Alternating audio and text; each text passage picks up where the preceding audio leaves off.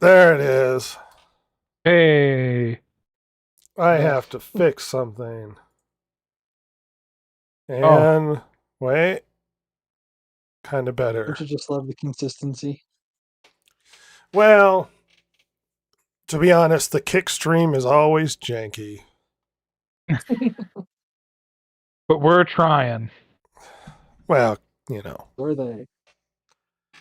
Modicum of effort. Well, let me rephrase that. Rhett's trying. I am doing a half-assed effort, everybody. This is the DG Podcast, episode 92, and you missed an interesting discussion about current fashion trends. Among a certain population of short king. One day we'll learn what they were all up to. What if they were just screwing with everybody and being like, yeah, this is going to confuse the humans. Let's just mess with them. Hey, Silver? Yeah.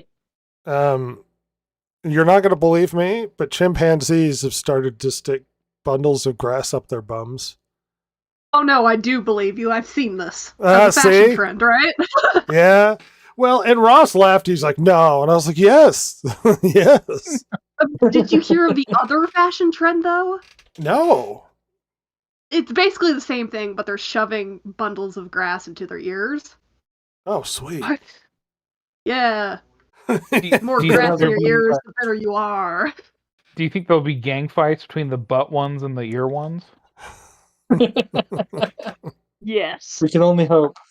I hope so. As our resident science person, Silver, explain to us why they stick bundles of grass up their butts. Well, much like us humans have our own fashion trends of, let's say, low-riding pants, for instance, and the skinny jeans. Skinny jeans, yeah. Yes. Yoga pants. Yes.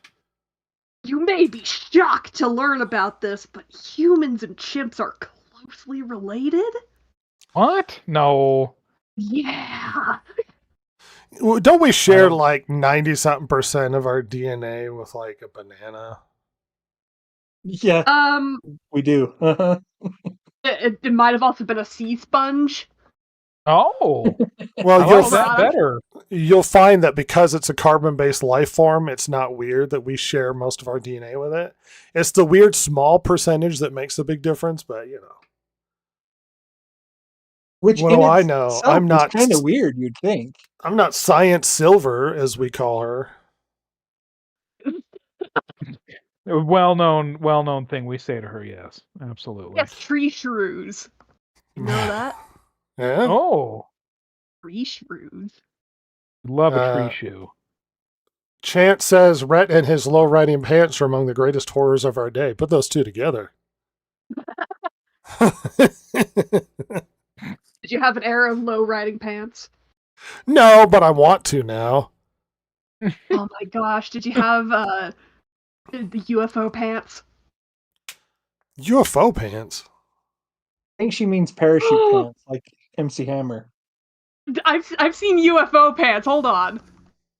Okay, never mind. This is something else then. Do you have a secret picture of me? Is this what you're saying? Oh, look, UFO pants on Etsy. Oh. No, The not parachute that I'm pants are close though. not that I'm aware of. No, I don't think I ever wore any parachute pants. Hold on, these parachute pants look normal. What is going on? Wait, oh, there we go. Someone's trying to sell You us just have stuff to look on up Kick. MC Hammer there. Hip hop harem pants. Oh, harem pants. Yes. Well, inevitably, when I collect $40. all my women to me and force them to battle in complicated gladiatorial arenas. Da-da-da-da-da-da-da-da-da-da. Da-da-da. Awesome. Hell I'll share yeah. the harem pants with you. I don't know why they're called this. Oh, look at this guy. It's just, Sultan pants or something, if you will. Yeah. Yeah. Yeah. Yeah. I gotta collect them all. Women, that is. Oh. We can get you the German World War II like officer pants. Nice, That's nice. a job purse. Like duck pants almost. Yeah. Hugo Boss. Yeah, where they're kind of Sticky wide boots. around the thighs. Yeah. Yeah. Perfect. Why are you trying to change my fashion sense? We're gonna give you a upgrade makeover one day, and it's gonna be hilarious. Is this a part of my Eat, Pray, Ret journey? Oh yeah. I go on a Eat, Pray, Ret. makeover. I go on a makeover thing, and then they send me off on an exotic journey to not enjoy. Just The dour whole and idiot annoyed. abroad thing. Girls trying to get interested in me in exotic locations, and I'm like, get off of me, go away. I'm fine. Trying to enjoy my sandwich. Go away. Go away. Chant says, do not collect them all. One is big enough. Pain in the ass. Voice of experience. You know what, though? He There said will at least two. there will be only one ultimate victor as the final wife, so I'm not worried Yeah. about it. You won't have to deal with them They for will long. compete. Think of it like American Gladiators with only women. No. But still with names like Laser and Taser. Blazer. Blazer. Ilyana yeah. Bobanovich. Isn't this just The Bachelor? Well, with more violence, yes. Yeah. Yeah. You will move on to the next round if I give you the bat with barbed wire. Like you may use it to your advantage in the next round. You just have one of the possibilities be like Sting in WCW. Yeah. Yeah. And in fact, if you dress up as Sting, your shots of winning go up dramatically. Listen, the writing, the booking, gonna go way in your favor. Is all I'm saying. Lady Sting is going to be hard to say no to.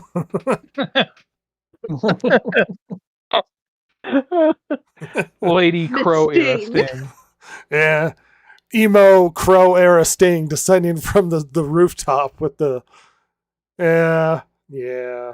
Oh, but what if one of them wants to do Surfer Sting? Right? Is that going to be the winner Sting? They're both pretty strong because Surfer Sting was very pro America. He was a big fan of the old America.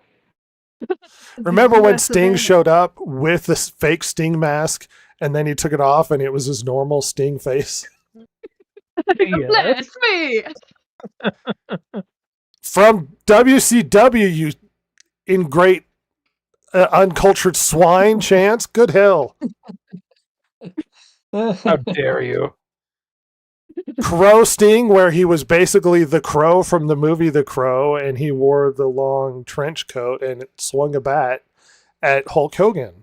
Or Surfer Sting, who had the blonde spiky hair before he went all emo and had to rethink his life. When he's like, oh, my dad doesn't understand me. Sometimes I don't think Chance knows anything about pop culture. It's not any pop culture that matters. Well, high culture in this case. Yes. High class, pinky up, sipping my Monster Energy drink. Yeah. Some high The only way class to stuff, beat the right? monster. Anytime we're not talking about Sting, you should be asking, why aren't you talking about Sting? That's right. Oh, can you imagine Then the we're not obnoxious talking energy about drinks? Batman. Batman's also, yeah. Batman's also high on the tier of high class conversation.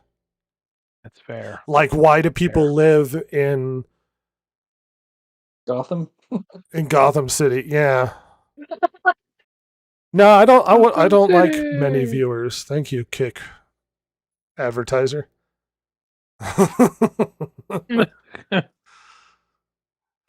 No, thank you, sir. I like to wallow in obscurity. Keep them away. We actively say don't watch this podcast. Yeah. So yeah, we have Yeah. been known to say it. Yeah. No, we should be we renamed haven't. to the Go Touch Grass podcast. Go Touch Grass podcast. Thing is, that's probably already stolen. Gosh dang it. And Probably, rebranding yeah. alone would just be a pain in the butt. Be a lot. We just don't change anything. It's like, yeah, we really don't care. Do not care. I, for one, am a fan of the narcissist. Oh. Scorpius, what? The narcissist? He's obsessed with his Oh. body and looks in the mirror. I don't know who thought that was a good idea. Probably the guy who thought that a wrestling chicken was a good idea. The gobbledygooker. Is a great choice. Okay. These are things that are real, everybody. If you don't believe me, Google it up. Also, look for the stormtrooper with a sequin vest cape on who failed successfully to burst through a wall. Hold on. The gobbledygooker. Oh my gosh! He was a wrestling chicken. He hatched out of a giant egg. He did the whole pay-per-view. They were like, something's in this egg. I wonder what it is. And it hatches out and it's just a chicken. Oh my gosh, wait a minute. WWE Ultimate Edition Kids Gobbledygooker action figure from Walmart. Wow. That's a reference only much older people would get, let alone children would want the toy of. Oh my gosh, he's beautiful. He has interchangeable hands. There was also an evil clown that wrestled. True, yes. He was a very grumpy clown. Who makes kids cry. Or what, so the gimmick was sold. I like how I forget the guy who played him originally, but he was like one of the big wrestlers in like Portland. Yeah. And he was like the guy up there, and they just made him the clown. Made him a clown. We could talk about gimmicky, really stupid wrestling, but we do have a lot of other things to talk about. Yes, Doink. God, Chance. I love Doink. Keep up with the references, bro. Remember when he went to go interview Doink, Vince, and Vince was like, "Oh, they say you're a clown that doesn't make kids laugh, but you make kids cry." And he goes, "What?" And then Vince goes, "You're making kids cry." And he goes, "Yeah." I only know one obscure wrestler. Okay, never mind. I know two. Oh. But Duke the Dumpster Drosy. Yeah. I just Googled him because I haven't thought about this man in forever. And neither is his family. He got arrested. That's why they haven't thought about him in a while. Oh. He was trying to buy children bad stuff. He was trying to buy children. Straight up children. No, I don't want to get censored on it, but child.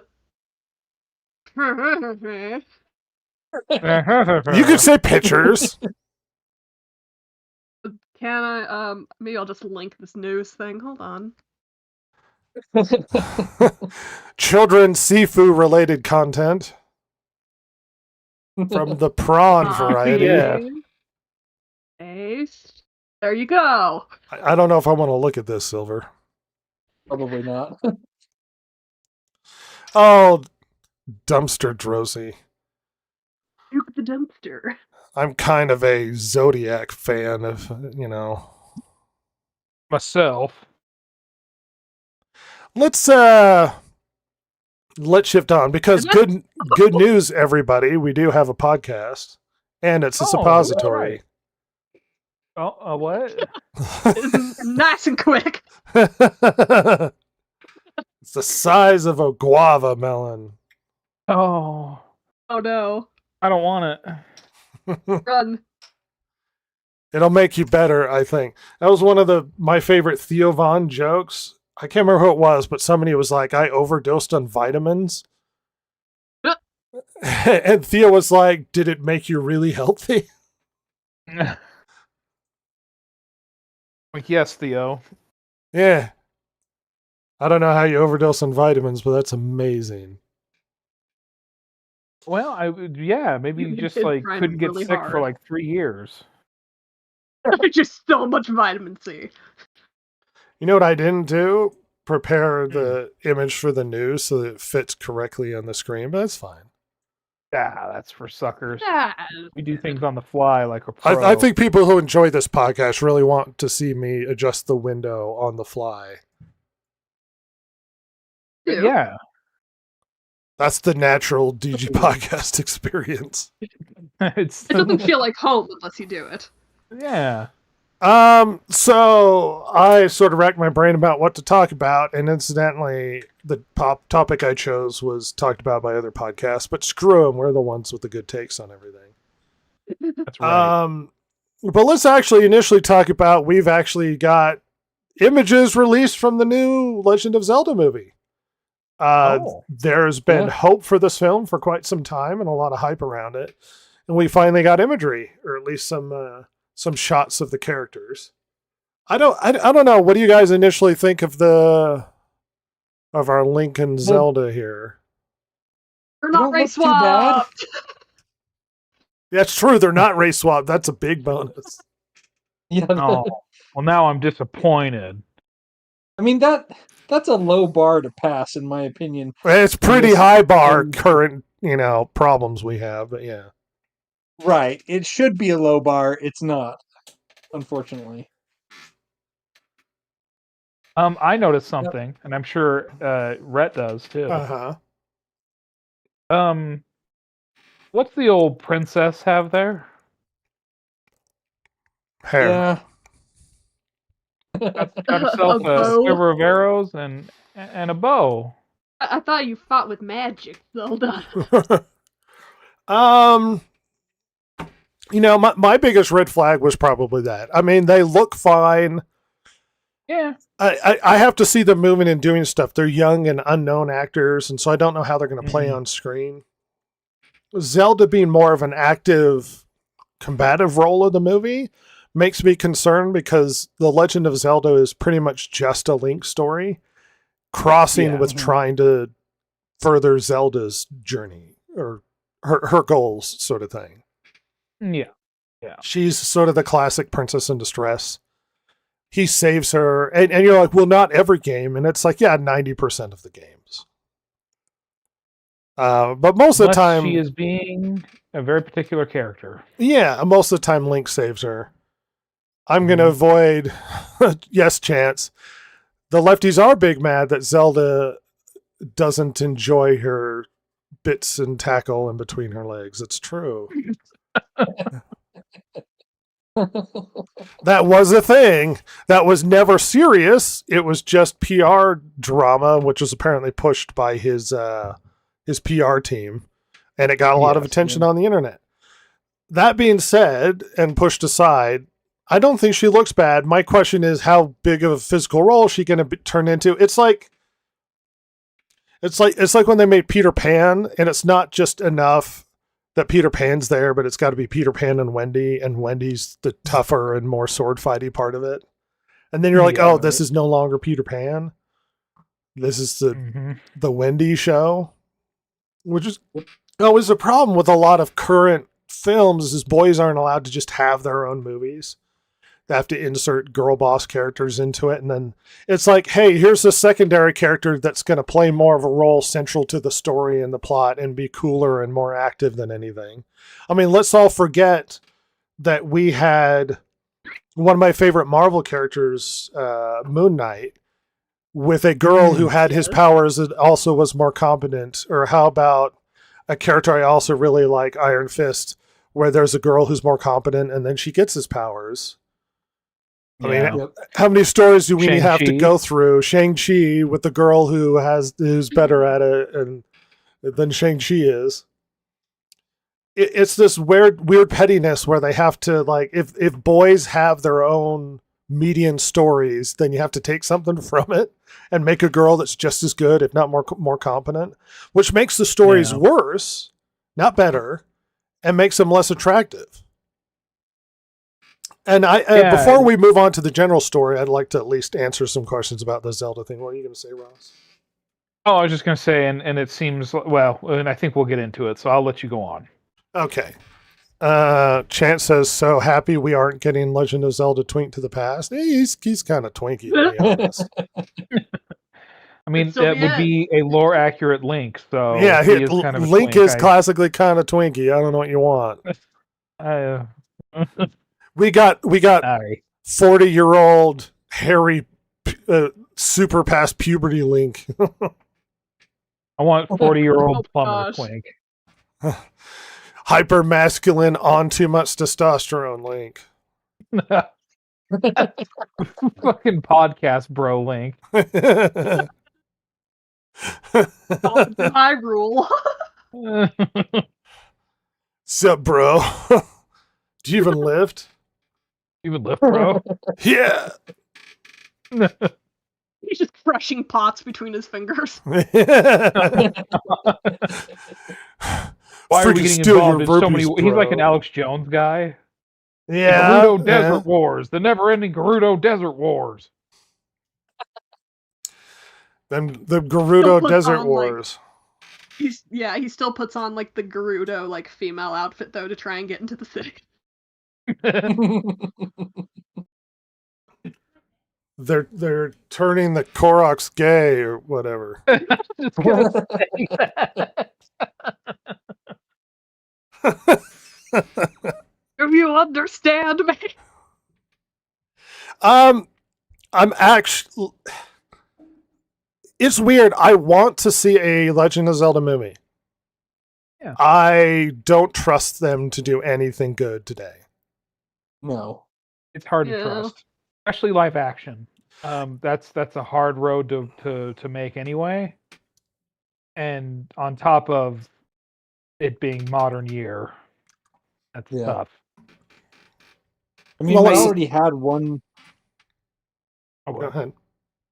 We already had one near crisis before the movie even got started, with the one dude trying to get the role of the princess.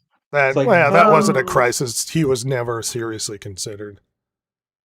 Well, right, he wasn't. But the fact that anyone thought it would be a good idea to cast him in the role is the reason for crisis. They not still do. Yeah, I know, which is ridiculous. The fact that a female role is going to a guy at all is messed up. I don't really care. I consider this to be like 1% of the loud part of Twitter. For sure. He was never really seriously considered, and this was just, drama bait to try and hype up somebody to try and get status, and it was never going to be a thing. Up their profile. Yeah, and basically playing rating up.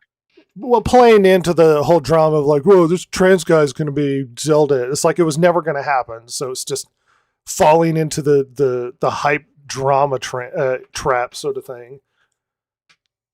It was just never going to happen. I get it. They are very virulent and angry on the internet, and they're screaming about the fact that their fella isn't going to be Link, but or be Zelda, but it's not everybody is cast that you want them to, and I get it. You thought he was a hot dude, and he was going to be your Zelda. It wasn't meant to be. It's not a general audience decision to make that fella. Well, the Zelda unfortunately, at character. least the general audience weren't, behind that. Even if they weren't, Nintendo's not stupid enough to make that decision. Yeah, I No. would. I put a little bit more faith in Nintendo than that. I mean, they might be horrible practices when it comes to managing their IPs and protecting their consoles and stuff. But that also translates to we don't want to ruin our IPs and, Yes. and have Yeah, they're people gonna be go very after. careful. Yeah, it was just never going to be a thing. So I get it. If you really wanted Zelda to be this guy, it wasn't a serious option. I'm sorry. Zelda remains flat underneath. I don't know how better to say that. He doesn't have his twig and Oh. berries. Yeah, the meat and two veg. Meat and two veg. Praise be. Praise be.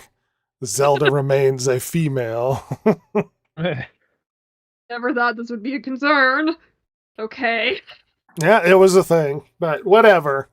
The point being, based upon two images, well, really one image, there's not much we can glean from it. I don't think Link looks too bad. I like that he looks like traditional Link, not Breath of the Wild Link. She looks like Breath of the Wild Zelda. Yes. Yeah. Yes, she does. As stupid as it is, I want his hat. I need it. You gotta have the cap. Yeah, I know. Like the weird Phrygian cap, but not. His little sleepy boy cap. Yeah, you gotta have it. I mean, otherwise he's not ready. He's not suited and booted. I want but that. I want him to not talk. Yeah, I've heard a lot of people be like, he can maybe say one or two things, but that's it. I just Just- want grunts. A lot of face emotion expressed throughout the entire movie. Face emotions. Shock the Link face. I'm hesitant. I'm looking forward to, with hope that this works out. One thing I will say, if they do it right and really well, I mean, this could be, depending on how well they make it, it's an IP that could be Lord of the Rings and epicness sort of thing with multiple films. Very much Yeah, for sure. Assuming they do a good job.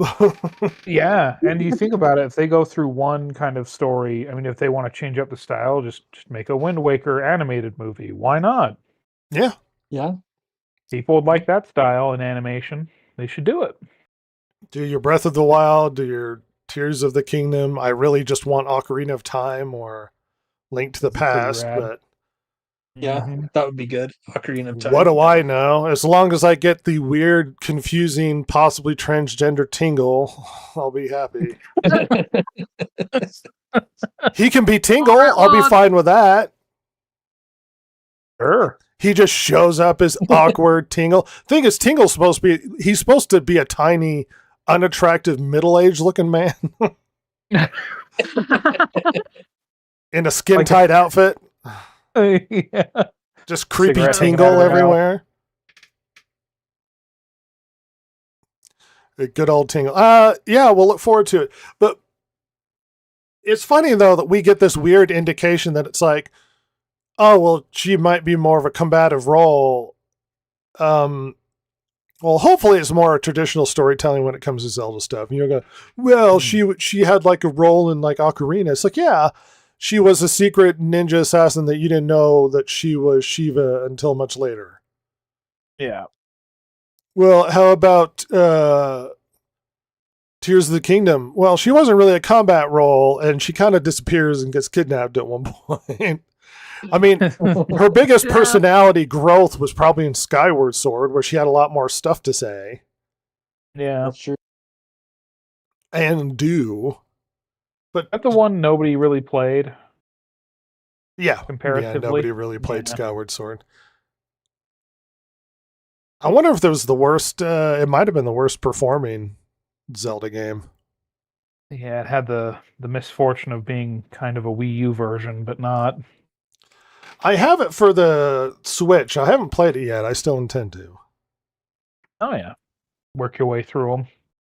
Yeah, that's the hope. But I'm hopeful, but hesitant considering the minor red flag. But otherwise, as long as it remains a Link-centered story about being Zelda's knight in shining armor and trying to save her or save the kingdom so that she can stay in charge, because that's why it's called The Legend of Zelda. Yeah. He's always trying to save her and save the kingdom. No, it's because she's actually awesome.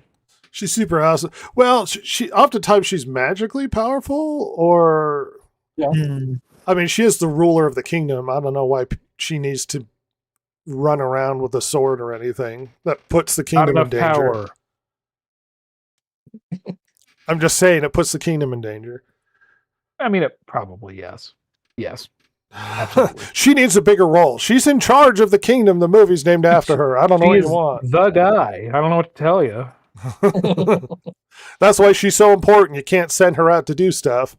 You have to get some unknown kid from some village. Some hillbilly kid. Yeah. Literally. Yeah, literally. Send him out on a death-defying journey, sometimes as a child. Not just like Teen Link, but as Child Link. Yeah. Where he's That's like the only. You got to get him young to really get him scarred. You know what I mean? freaking 8-year-old boy goes to fight demons inside a tree or something. He's just a tiny kid standing next to Ganondorf. I'ma get you. You know, I wouldn't Watch even out for the be zombies in the town. that unhappy if Ganondorf swung both ways in a... Because you know Ganondorf's lore, right? Really? Yeah, Barely. I don't. Isn't he a Gerudo or something? Like a male He's a Gerudo? Gerudo. Well, the Gerudo are overwhelmingly women. And in a rare turn of events, once every how long you get a man, which is why he specially stands out, because the Gerudo are pretty much all women. Yeah. So he becomes like this huge, emissary for the Gerudo as like the only Gerudo male. And they're very infrequent. Huh. So it would be funny if it was like a lady pretending to be the dude. I mean, I prefer not to, but that would make more sense than Zelda. Anyway, It would be funny. we'll see where this goes. Hesitantly hopeful, but I'm not going to put too much hope in that basket because that basket has holes in it. Yeah, stuff could fall out of that for sure. A basket. Yeah, basket. Well, which brought about the bigger problem is the other big film to come out was our Wicked 2, The Wickedening. The Wickedening. Now, Ross, who's our resident Wicked expert and famous lover of all wickedness. Yep, that's me. Ross, you're an expert because you're the only person that has seen the play and or done anything with Wicked. Yeah, I've seen it 3 times. Yay. Yeah. I think Why did you opening- put that upon yourself 2 more times? Well, you see, and it's so funny. I had this so it's because my mom wanted to see it, and so we were going to New York for a trip, and we saw The Lion King. Cool play. A lot of neat costumes and like props and stuff. Lion King's got great music. Oh, very much so. And then Yeah. Wicked, because she really wanted to see Wicked. Women Fine, love Wicked. fair enough. Well, then Yeah. we were visiting my brother in California, and we went and saw it in Orange County because she really loves it. And then it came to Salt Lake, and we saw it a 3rd time because she really loves it. And it's funny, I was having this conversation with my mom because she's like, "Well, do you like it or not?" I'm like, "No, I hate Wicked." And she's like, "Oh, but I made you go to it 3 times and you hate it?" And I'm like, "Yeah, like what? You didn't care? Like, yeah, there was no option for me to not go. Like, what are you talking about?" You never asked. Yeah, I mean, I love my mom, and it's fine. It's good for me to go see these things, especially as a teenager. But good lord, acting like I had a choice in the matter is hilarious. Well, especially as a teenager. Like, what am I going to do? Stay home while you go to New York? I don't think so. Yeah. Like, I think I have to go on these trips, Well, Wicked came out. Wicked 2, The Wickedening. Yes. And I think opening day for the first Wicked movie was like 50 million. Don't quote me exactly. And the second one did like 70. It's outperforming the first Wicked. Wow. By the way, not common for sequels. No. And the second one's opening weekend looks to be at about $151 million plus. Holy which is the record weekend for a Broadway musical. Oh. Nothing's outperformed this movie when it comes to Broadway musicals for a film release. Women love Wicked. They love this movie or play or horrible, crazy book that has nothing. Yes, they do. Nothing like the play. I don't get it. White women are obsessed with this. And here's the thing. As mostly men, we're going to lean on Silver for some of this conversation. Don't ask me. I've never seen this thing. Well, we're going to ask you. Oh, no. I'm not that angry. It's not something I like. It's not something I want to see. But it's for other people. Like, it's not for me. It's for someone else. This movie is for other people. Particularly white women, but it's for other people. I'm not angry about it at all. They're allowed to have their movies. I know this sounds like I'm being really magnanimous, but it's like Barbie came out and I was like, yeah, I didn't see it. It was so super popular and everything. It's like, yeah, it's not for me. Yeah. It's for the ladies. It's a girl movie, and this is a girl movie, and they are loving the crap out of this film. It is being very successful. I can't tell you objectively if I think it's good or not, or written poorly or not, because I've not seen it, nor have I seen the other one. But it seems to be killing it. I mean, the first Wicked movie, they had screenings that were meant to sing-alongs, where everybody in the audience were meant to sing with the film. Mm-hmm. Imagine going to see a movie where everybody's belting out like they're the main character. Oh, that's Rhett's dream right there. Oh, I'd start suplexing women in the aisles. It would be terrible. Clothesline, tombstone. They wouldn't stop singing is the worst part. Like middle suplex, she'd still be belting out. Oh, yeah. Something about being a wicked witch. I don't know. Yeah, that's what it's about. But it's not for me. They actually did sing along screenings for K-pop Demon Hunter. Did they really? Yeah, in our area, Silver. You could have gone and just sung as loud as you possibly could. Pop. That's right. There is soda pop. Yes, in the front. Let's all go to the lobby. And guess what? There are ladies out there that are having fun without me, and it doesn't bother me. Which sort of bothers me. It bothers Ross, but which sort of spins to sort of the general discussion I actually thought would be interesting to address is the fact that oftentimes women movies come out and they blow up because they're catered for women, but you get male-centered movies and they perform poorly because they don't cater them to men. They try and sort of shift it to get women to also see it, and then men don't like it either. This explains exactly why Star Wars has been bad, why Marvel has been bad, because it's no longer a male-dominated movie, or they're not even trying to cater to the audience that would see this film. And then you get people on the internet rolling their eyes being, oh, not another masculine film. What do you mean another one? When was the last one we had that was just purely for boys? I mean, good Lord, we have to cater every male film to try and get women to see it, and then neither men or women want to see it. And it does badly. And then we get Wicked, and they lean exactly into the audience they're trying to attract. And it does really well. And it's almost like catering the film to the correct demographic that the thing is made for is the correct decision. Confusingly, as it seems to be. It's shocking, genuinely. Horrifyingly shocking. And I mean, I don't want to get Because as soon as I start going through the ideas of why this is happening, it's going to sound super misogynist, which I don't really care about. But then it's just like, oh, we're just going to lose people listening to this podcast, but they don't listen anyway, Ross, so it doesn't matter. They will listen. One thing you often have with the ladies is they look at stuff that men have and they go, well, why can't women be a part of it? And so they try and change it so women can be a part of it, and then women don't watch it because they didn't want to watch it anyway. They just wanted to insert themselves into thing that they weren't a part of in the first place. And catering to the wrong demographic for your film just makes the movie worse for both people. Guess what? Yes. Lord of the Rings is mostly dominated by men. Why does it work? Because women like it for the same reason that men like it. You don't have to change it in order to cater to one demographic or another.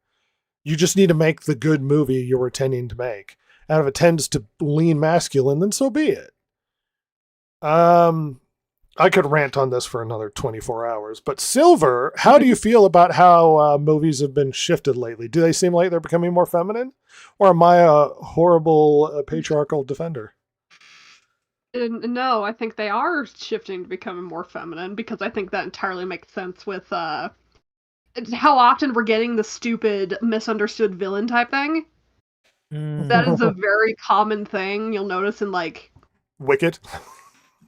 Wicked, yes, and yeah, like children's movies for girls.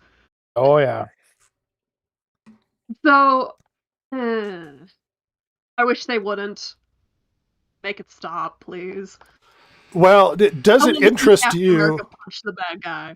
Well, does it interest you when they it seems like they're catering to the female demographic in like a superhero movie or a Star Wars movie? Does it make it more interesting to you? Completely shut down when I can clearly see they're trying to do that. I'm like, yep, nope, that show's not for me. But you're a woman. You're supposed to think like all women and be like, I have to champion women. Didn't you rush to see Captain Marvel? Oh yeah, I storming the doors.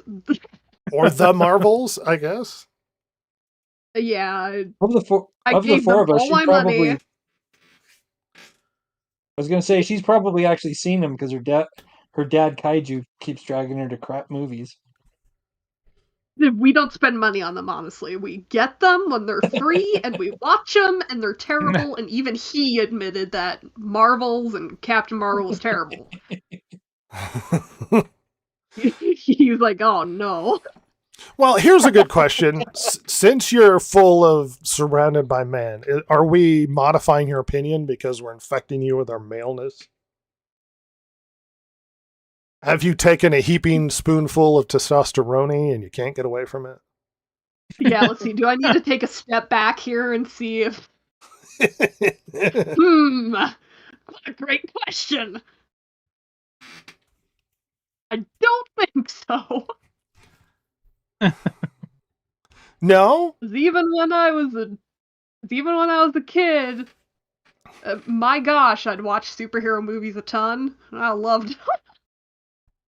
And they've gotten better with more female representation. Oh, no, worse.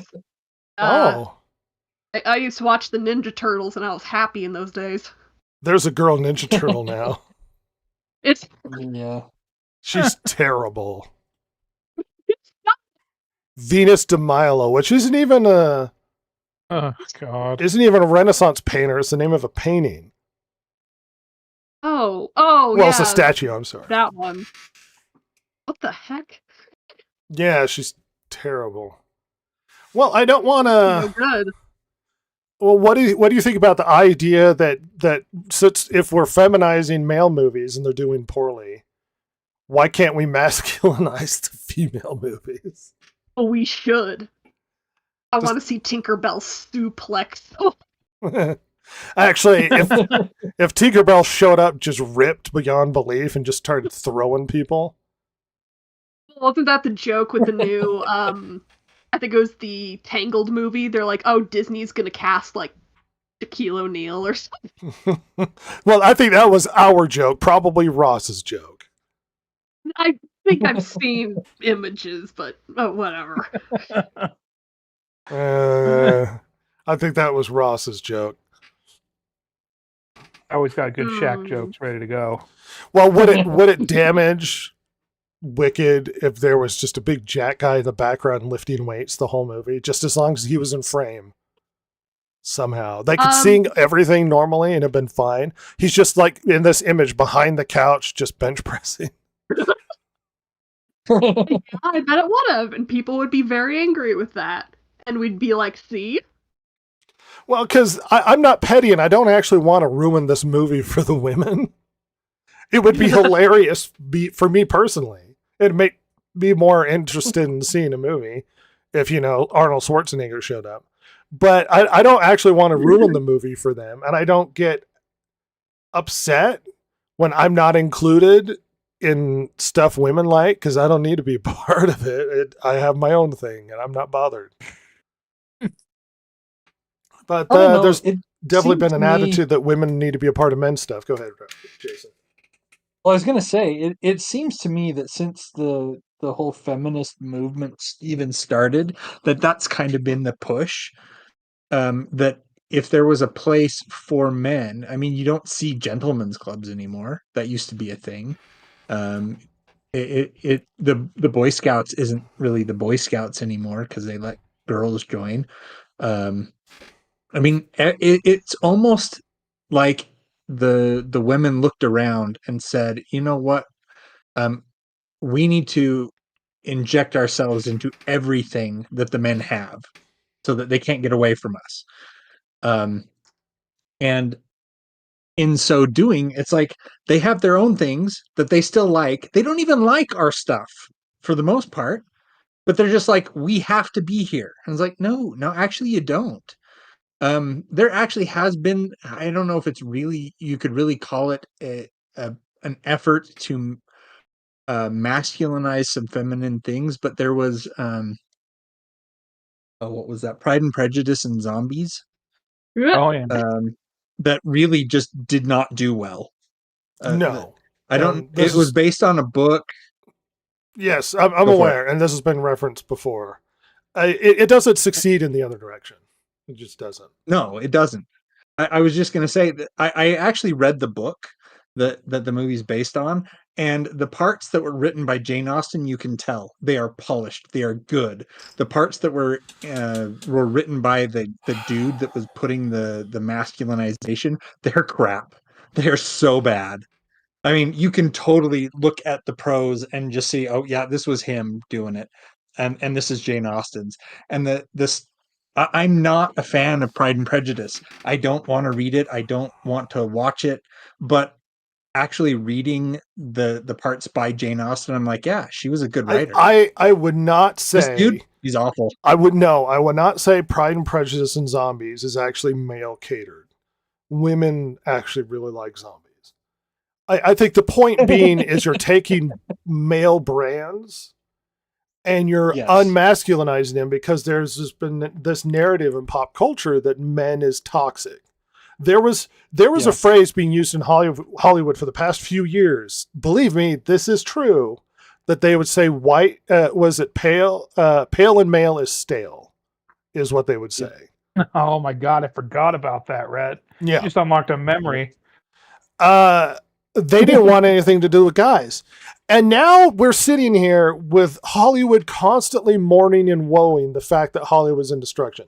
Now, it's not just the refusal to cater to a male demographic. It's a lot of different bad decisions, poor storytelling, poor economic decisions, making films people don't want to see, making films that are catering to politics, that are affecting everything we do. There are many, many reasons why Hollywood is utter failure. And I would not mourn if Hollywood collapsed. Despite the fact that they deem themselves like vital to culture, they're not. And I could give a flying fart if things like a movie theater stick around. I don't care. And it's not my fault for not seeing your movie. I have no obligation to give you my money. You have to make something that attracts me. But then when we don't see it, when we don't consume your product, you blame us for some reason for not seeing your stupid, shitty movie. Hey, look what happens when you successfully cater to the correct demographic that your movie is made for. Amazing box office returns. Huge success. Shocking. I don't want that, Rhett. I want to ruin things. Oh. No. I don't know. It seems like they go into a boardroom somewhere and they're like, what can we ruin this time around? Rather than how can we, please our target demographic. Well, because they don't. Is, go ahead, Ross. Oh, I was going to say, I mean, some of it is genuinely that baffling, but some of it is like, well, we have this thing that's a boy brand, but we want to expand like the audience even further, And they hire people who don't care. It's the classic thing that we've talked about a million times, but it's like they think they can make it something it isn't and get more money, and not realizing that like reality, like yes, there has to be some concessions. Like when you're talking about, at least with video games, like sometimes the super niche thing will always stay super niche, but other times, like there's so many times where like a game that's just made to be the game it was supposed to be. Things like Schedule 1. Things like I'm not thinking of them right now, but like Helldivers 2, for instance. Like those games were always meant to be the games they were, but they just got popular because people saw people playing them. Or like what's that stupid game where they collect things in the horror nightmare? Lethal Company. Oh. That game's weird as hell. And it should be super niche, but because it's made well and it's fun and it was designed to be fun and exciting and different, like people were drawn to it despite its niche tendencies. Make the thing as it is supposed to be made. Like make the decisions that make sense for that product. And like people will be drawn to it. Like, yes, obviously certain concessions have to be made if you want movies to, be bigger, not just complete art house films, but like not to the detriment of the actual target audience. Like what? You need to balance like how much money you want to spend on it with how many people you think are actually in the target audience. Well, yeah, spending too much is always always try to cater to everyone. Big bro. It's just going to cater to no one. You're going to lose a lot more than you gain. Well said, and that's something we've harped on for quite some time, is the fact that we are, if anything, defenders of sticking to the IP the way it was meant to be done, because there's a reason why you're making a movie with that IP, because it was good and popular, instead of just buy the IP and change it and then just anger the people that liked it in the first place. Yeah. Like The Witcher. Yeah, or hey, Rhett, what did you think of the later Gears of War games? Oh, yeah, they got worse. Got really worse. I love fighting robots as spunky lady or spunky teen guy. The snow physics got better. Yeah. That's about it.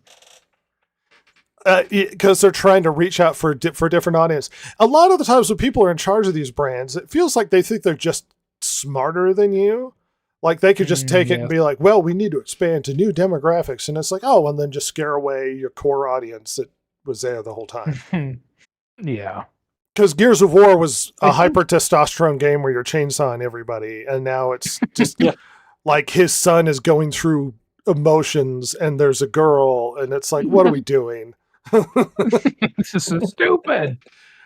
You need bros with do-rags, chainsawing people in half, and screaming Dom. They need to look like the very air they breathe is laced with testosterone. I want them to be shockingly muscly. God damn it. Angry men screaming at the sky. Where the only emotions I want is, where's my wife? That's it. That's all I want. Which should also tell you who's in charge of Hollywood. It's not men, because men wouldn't make this decision. Men wouldn't go, hey, let's ruin the thing we like. And this evidence gets borne out through various company photos, articles, and all this kind of stuff. It gets borne out again and again as being true that, like, the old guard ain't in charge no more. No. They've moved on, or they're so far up the chain in charge, or like semi-retired that they don't make these decisions. Well, and they have no connection as to what the IP is anyway. Yeah. Somebody shows up with a thing and being like, "Oh, ladies and LGBTQ stuff is super hot right now," and it's like, "Oh, well, that's what the kids want," and then they put it in, and they're like, "Why aren't people seeing my movie?" I mean, I like referencing it, but the Terminator movie that came out, the guy was like, "Well, men say they don't like the direction it's going, so this isn't for you guys." And then it comes out, and it's like, "Why aren't men seeing my movie?" Because you said it wasn't for us. What are you talking about? It's not for me. Silver, why don't you save us from our bad masculine habits? I mean, I'm saving this podcast by just being here, so... Diversity, Hell everybody. yeah. Despite the fact that technically there's more women in this country than men, so we are the most diverse people here. Oh my gosh! Ipso facto. I mean, you're practically the Men can be 1% a minority, college-educated woman. but You're a higher class than the rest of us. special. You are special. From a certain standpoint, there is a certain amount of sense in what they're doing, because if you can expand your viewer base, then you can potentially make more money. And the problem is that when they look at it, they're like, well, how do we attract both men and women to this particular IP? Well, unfortunately, men and women want different things from their entertainment. And almost by default, if you're making something for men, you're not making it for women, and vice versa. And when you try to shoehorn one thing in that the other demographic likes, then you're just alienating the other demographic. And I just don't understand why they haven't learned this lesson yet. They've tried it over and over and over and over again, and it failed every darn time. And then they make something like Wicked, and it does way better than they thought it was going to do. And they targeted it to one demographic. They ignored the other demographic, and boom, they have a hit on their hands. How many times do they have to learn this lesson before they wake up? Well, I think just everything's pushing in a feminine direction. It just... And so when it happens to be entirely for women, it works. But when it's not for women, it doesn't work. Yeah. That's right, Ross. True. It's correct. Sadly. Yeah, I wish it were different, but this is the lesson we can see from watching this film, but from seeing the success, the absurd, massive, earth-shattering success of this film. And that's not to say that movies have to be one gender or another. That is to say that movies can be mixed attraction. But what I am saying is when you take masculine leaning brands and feminize it, you get Star Wars and everybody hates it. Because it sucks now. Yeah, and the thing is too, like, because I'm inclined to say like, well, things are swinging this way because they were like all, like the superhero movies were pretty much dude movies for a long, long time. Blah blah blah. Uh-huh. But the reality was, there's a ton of female movies getting made in that era. Who am I kidding? Yeah. Like those movies have been like romantic comedies are not made for the theater anymore, like at all. It's so rare, and those are just gone now. I mean, they're in streaming. That's the only place they'll show up now, is streaming and like maybe for TV. But like theatrical released comedies and rom-coms and like stuff like those don't really exist anymore. And those are lady movies. So what, like, oh yeah, it's like this is all, there's so many like factors at play with Hollywood specifically that come together and just make this horrible like soup. where it's just like, oh yeah, everything's homogenizing. Like companies, like one company is buying more and more. Like 3 companies are buying more and more, and of course redundancies means that there's less movies being released by these companies that have been bought up now. On top of, like, it's just, you see, like, it just all like is this horrible avalanche to where now it's like, actually Star Wars and like, wow, this movie's doing really well. It's made for just ladies. This shouldn't be shocking. This used to be a normal. There just were these movies around. But now it's like shocking, especially because this year was just so horrible anyway. Yeah, it was been kind of a stinker. And as somebody who enjoys me some bad romantic comedies, I don't want them to cater to men. No, that's not the point of them. The joy is their femininity. A few weeks ago, I watched 10 Things I Hate About You. Oh, great time. Just some 90s teenage angst. To see that super young, not yet Joker. Yeah.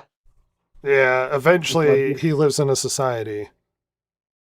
And then not. Oh. And then he doesn't. Sleeping pills will do that to you. They will, sadly. Yeah. I wanted to spin this in a conversation that we normally don't repeat over and over again, but it's an interesting lesson we see from seeing the success of Wicked, because it's like, yeah, this is what happens when you make the right kind of movie for the right demographic. It's not for me, but I do wonder how much of this was motivated, because Ross mentioned the superhero movies that came out, and they were, they catered to guys, and they were doing billions of dollars worth of sales. So they were, cash cows for the movie studios. And rom-coms, typically aren't, they typically aren't cash cows for the studios. Yeah, they have their place and stuff, and if the rom-com is done well, people will go see it, and it'll make a modest amount of money. But I wonder how much of this kind of feminizing of these masculine movies is one attributed to feminism in general. It's like, well, we can't have this masculine thing over here because it's, we have to feminize it. And how much of it is, dang, that movie made $1 billion. Why can't these female targeted movies make $1 billion? Maybe if we tack our... Oh, that's true. Well, because in the stupidest way, they view men and women in these weird homogenized groups. That women are one group, and that they'll all flood because woman is in movie. It's like I need the new action movie where the girl kicks butt, and it's like, but they don't go see it. And this happens with voting demographics too. It's like, well, all women think the same thing, and then all women don't vote or think the same thing, and they're like, why aren't all women voting and thinking the same thing? It's like, well, because they're not. We are individuals, and we're not all this massive homogenized group. And you don't have to modify things to get people to go see it. It just needs to be a good movie that doesn't dishonor the source material and caters to the demographic that it seems to be meant to be. I mean, Barbie blew up for a reason. Women loved it, and I kept going back to it. Mm-hmm.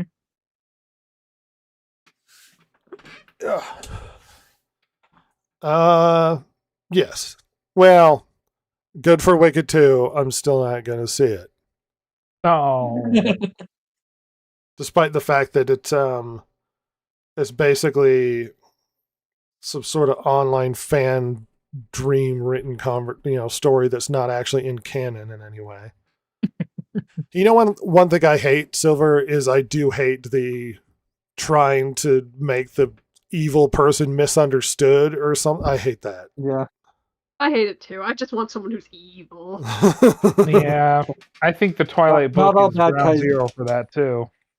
Well, until we get the Wicked. Until we get our little German painter as the misunderstood villain, I'm not having it. Rhett, I'm looking German forward to it. painter that could. A little painter that could.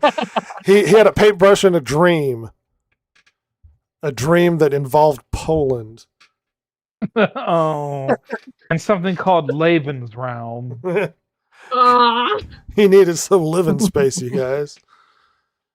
YouTube censorship. When we make fun of an evil person, we just can't say his name because YouTube will get freaked out. You know who we're talking about.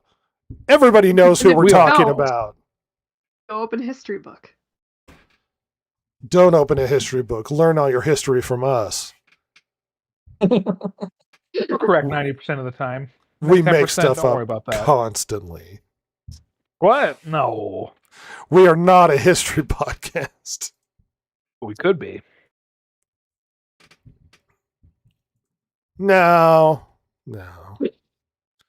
Something new stuff. The Distracted Gamer Podcast. Big Steve Pile of New Stuff. Yay. It's the poopy times. I've got a lot of fun news. Quiet Silver. I have a lot of fun news. We've had enough of your guff and you're infecting this podcast. Go back to the hole from whence you came. I thought you were going to go back to the kitchen. Oh, well, no, we're not like that. Jesus. I mean, I am. But Oh. I keep it off the podcast. I don't need those emails. You need to let... Chance said that. He's like, you need to let Silver talk more. I actually think it was Jessie when she used to listen regularly. And I was like, no one's stopping her. She won't talk. Exactly. This is my choice. Actually, podcast her choice. She refused to participate because she's a shy little girl. I forgot we needed to be in the newsroom with the toilets. My favorite. So it looks like, despite our really interesting conversation about the Steam Machine coming out, so one of the most interesting parts is it's a console that'll be competitive with the other consoles. They'll be able to attach itself to the Steam library, and that was really exciting. Mm-hmm. Well, it looks like the Steam Machine will likely be priced like a PC and not a console, and not be competitive with the consoles. Oh, God.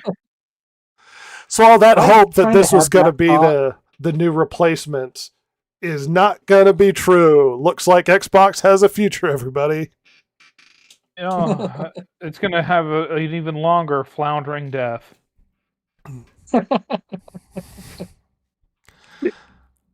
Yeah, according... I got that feeling. Yeah, we just didn't know. Yeah. We didn't know for sure, but it was like, really? You think this is going to... I mean, it just seemed like too good to be true kind of thing for that price point. Would have been nice, though. To read a little bit of quotes from Computer Man. They did offer me one hint, though, that they said that while they expected to be very competitively priced with a PC, it'll be priced like a PC, rather than like a console, with games subsidizing the upfront hardware purchase. Because believe it or not, if we paid fully for the hardware of the PS5, it'd be a lot more expensive. They wouldn't say why, but if I had to guess, I'd say partially to avoid stepping on margin opportunities of their potential partners for Steam games and Steam software, but also because they recognize that the Steam Machine is a full-fledged PC. So there's no guarantee then that, say, a corporate purchase of 10,000 of these units would result in a single game sale. So they really do need to protect the sustainability of their hardware business. So yeah, unfortunately, it doesn't seem like it wants to compete with the consoles.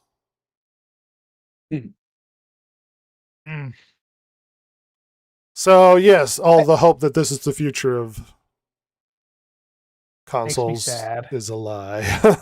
But it makes sense. I mean, they don't want to have a loss leader like that. That's not their deal.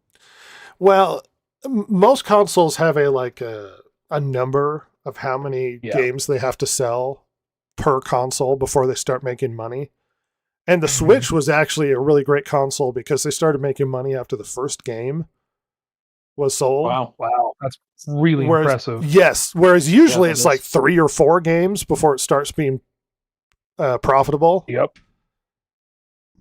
So yeah, the Switch was immediately profitable out the gate, which is why it was so successful, which is why it's confusing the decisions they made with Switch 2, but I'm not Nintendo. I'm not as brilliant as they are. Moving on. I'm just some guy. I'm just some guy on the internet. The Game Awards 2025 has announced the Game of the Year picks as Claire Obscura seems to be dominating the field, Ross. Well, I'm happy for it. I'm not that surprised, but I wonder there's going to be some gnashing of teeth, I think, by a certain subset of people. Yeah. Yeah. It's apparently up for Game of the Year as not just a bunch of other different ones, but it's also up for Indie Game of the Year, which annoyed a bunch of people. I was going to say, I have a feeling if it's in that realm, it's going to piss some people off. Because they're like, well, does it really count as an indie game? And I'm like, I don't know. Like, what's the definition of indie game? Well, it has to be self-published. It's self-published. Well, it's too big a game to really count as indie. So it has to be janky and small to count as an indie game, is what you're telling me? It's not 2D or 2.5D graphics, Rat, so therefore... Hollow Knight, I don't know. Does Hollow Knight count as indie?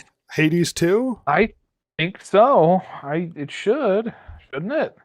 Well, I don't know. Are they not self-published? Is Hollow Knight under the umbrella of something like Microsoft? Or I don't know. I don't think so. Let's look. Hollow Knight. But as far as That's how I Game of the say it. Year choices, I consider the games of the year to be fairly hollow, except for maybe one of them. Two, maybe. But the Game of the Year choices are Claire Obscura, Expedition 33, Death Stranding 2, Ross. Oh, Donkey Kong Oh. Bonanza, which is like the only good game currently on the Switch 2. it's good. It's a good sign. Hades 2. Hollow Knight Go ahead. is self-published. Sorry, Team Cherry self-publishes. Oh, well, it should be indie then. Yeah. Hollow Knight, Silk Song, Kingdom Deliverance 2. Didn't sell as good as the first one, considered Game of the Year. This is a thin Game of the Year. It really is. I mean, we talk about how video games make more than Hollywood now, but boy, makes you wonder for how much longer, doesn't it? If they're producing games like this. Yeah, I mean, there's some good games there. Don't get me wrong, but Well, as people who this is notoriously not the best year. do not consider the Game of the Year awards to be the standard when it comes to... No, because this what's the name of the guy that runs this? But it's just his like little passion, like his little passion project, mostly to publicly blow Hideo Kojima. Yeah. But you know, Yeah. Just, well, and try and legitimize the Game of the Year as something it isn't. yeah, As it a standard and something worth anything. But, you know, it'll never be the Oscars, which are terrible. no, Paramount was planning a Last Ronin film, and it looks like it's being shifted to be directed by the Sonic the Hedgehog producer. Oh. Okay. weird. I don't know if Last Ronin's the right decision to make a film of. No. If any of you are familiar with the story, it's a Ninja Turtle story where basically all of the Ninja Turtles were murdered, and you get jaded, post-apocalyptic, violent Michelangelo who travels the countryside getting revenge for his murdered brothers. And he actually carries their weapons with him, like Raphael's size and the swords and stuff. And he becomes like a massive edgelord. It's an interesting sort of offshoot story. I don't know how successful that would have translated to a film, seeing as how the Ninja Turtles are always seen as like this goofy pop culture side thing. It has never been taken seriously since the first Ninja Turtles movie. But, you know. Yeah. I mean, I like the Interesting idea of Last considering- Ronin, but even is the Sonic guy the good decision to be heading up this film?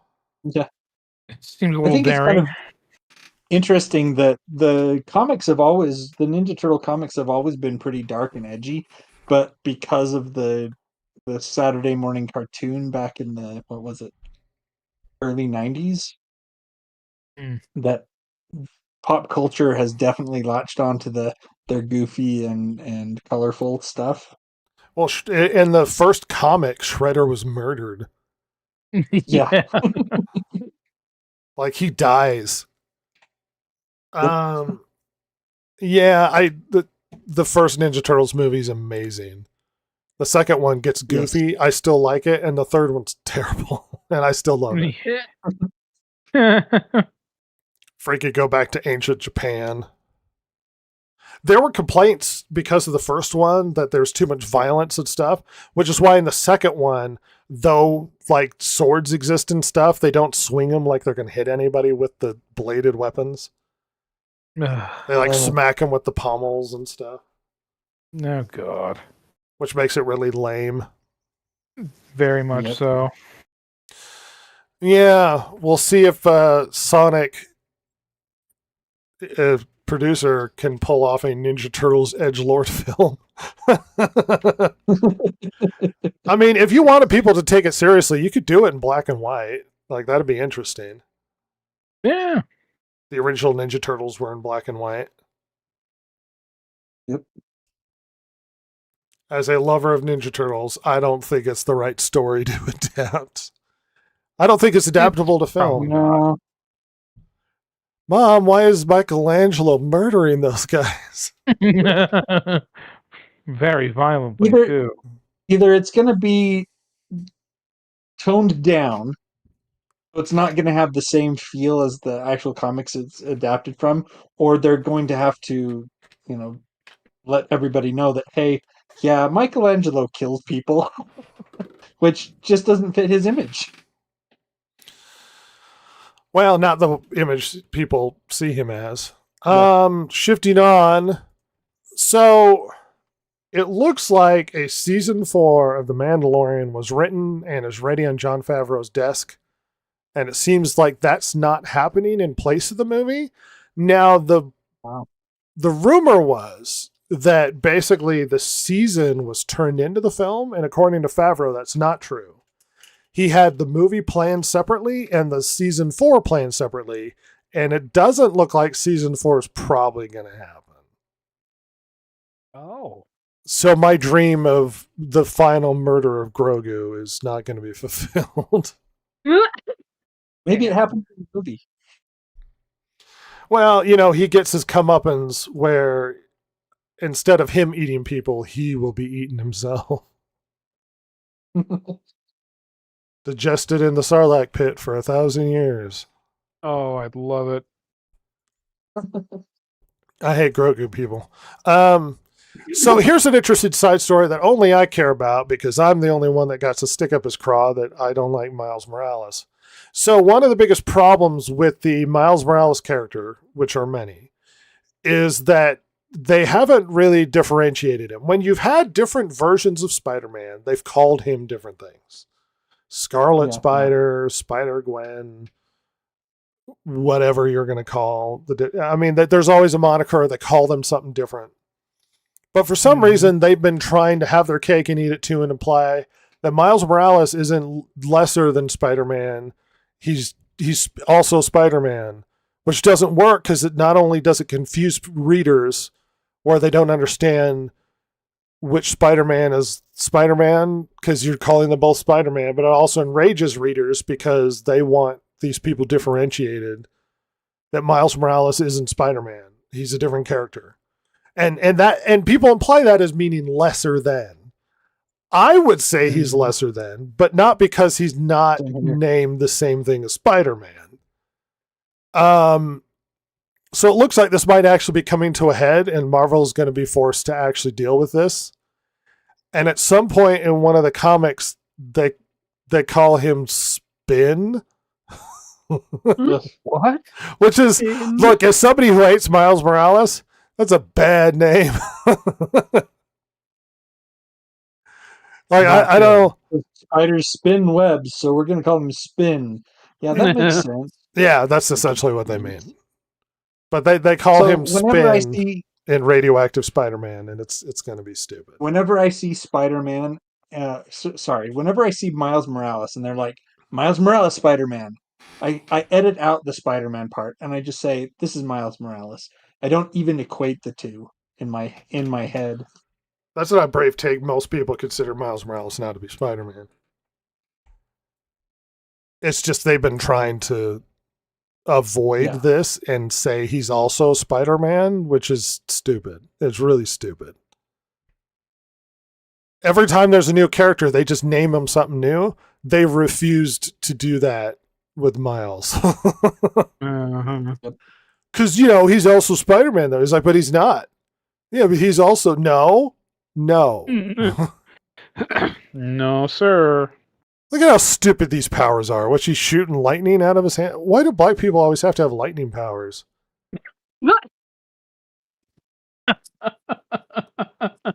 Lightning. Bolt, and then you had static shock. Yeah, I don't understand. He could just have spider powers. Those are cool. Spider powers are cool enough. No, he's got to differentiate himself. I mean, not because he's not Spider-Man, but Yeah, he can't differentiate himself because he needs the same name, but he can't be different. But he's got to be different, so he has different, cooler street design for his costume. I don't know.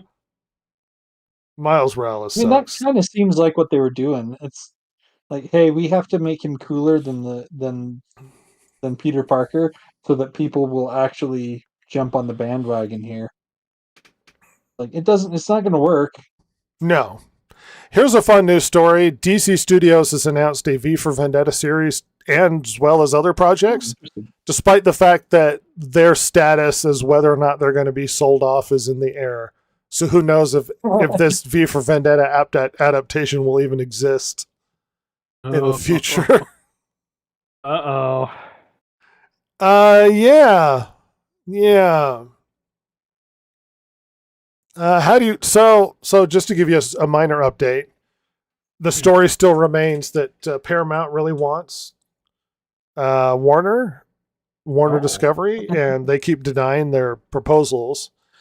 Well, Comcast has weighed in as possible purchaser, as well as Netflix, and out of nowhere with the DDT is Saudi Arabia also throwing money, like maybe they'll buy Warner Brothers. That's funny. What is with American culture getting whored out to the Saudis lately, or at least the Gulf states? Because China, though, WWE has been buying stuff. Doing it for a while. NBA has an Emirates Cup. Yeah. The Saudis are wanting to invest in video games and all this stuff. What is we're just some corporations just that desperate for Saudi money, huh? Yeah, they'll take money no matter what, as long as it's green. That they don't care where it comes from, which makes you question whether or not they cared about your values or whatever in the first place. Yeah, absolutely. Well, it's like, we hate exploitation of companies. Also, I have a show on Apple TV. With some of the worst worker conditions that people throw themselves off of roofs rather than work in the factory, to the point that they put up nets to catch people from jumping off the factory roof. That's not in the movie division. All right, I don't know anything about it. Imagine that was the same problem with the movie division, that at the Apple studios they had to put nets around the It's a corporate policy, all Apple buildings, and they're like, this film makes me feel uncomfortable. Oh, by the way, in this last month, saying delicately and not using the S word, 5 people died at Disneyland, I think. Oh, yeah. Oh, my God. Yeah. There was a lot of self-removal. Do they got to, and you start putting nets up? Is it all from that one spot in the parking lot still? The parking garage? I think there was one. I don't remember exactly. Here, let me pull it up so we can have a depressing conversation about the happiest place on earth. All right. 5th person self-deleted Disney World property on November 8th, and what has been an unusually active month for incidents around the Florida. Oh, so this is the Florida theme parks. A few details were shared. Happened 2 weeks ago after 2 self-removals, a woman on October 14th and a man on the 23rd, both at the Contemporary Resort. 21st, a man in his 60s suffered a medical episode. Oh, so he didn't self-delete. Well, another person in their 60s occurred when a woman had a medical emergency. So 3 self-deletes and 2 medical issues. Yeah, they had a problem with the parking garage in Disneyland where people would jump off the parking garage. Oh my god. So they put up a net.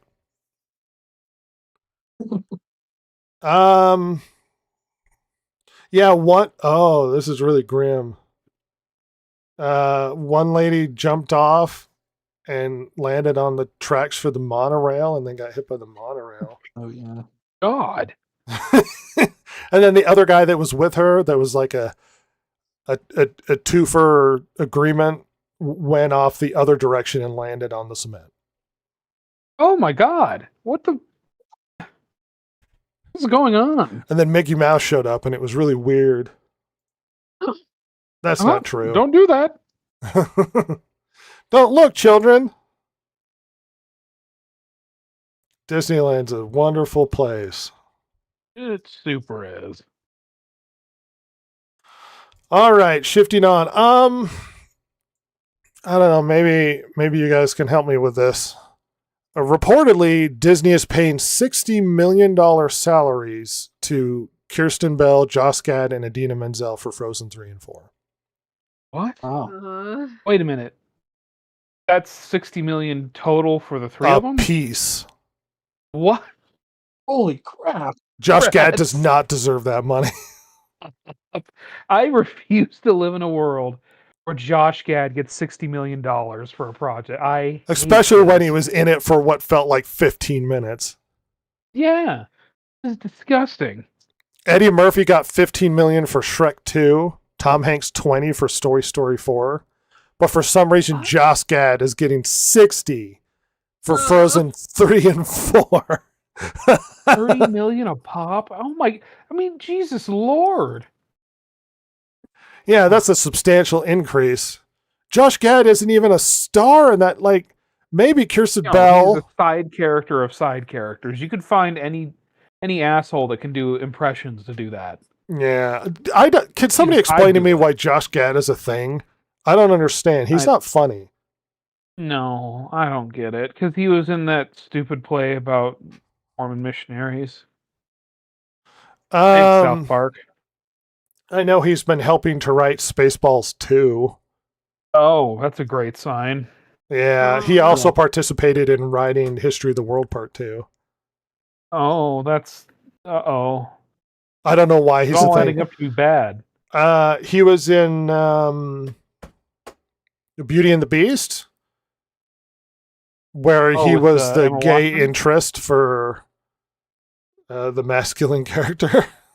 Oh, for Gaston? Yeah, he was the dumpy guy. That's right. Oh.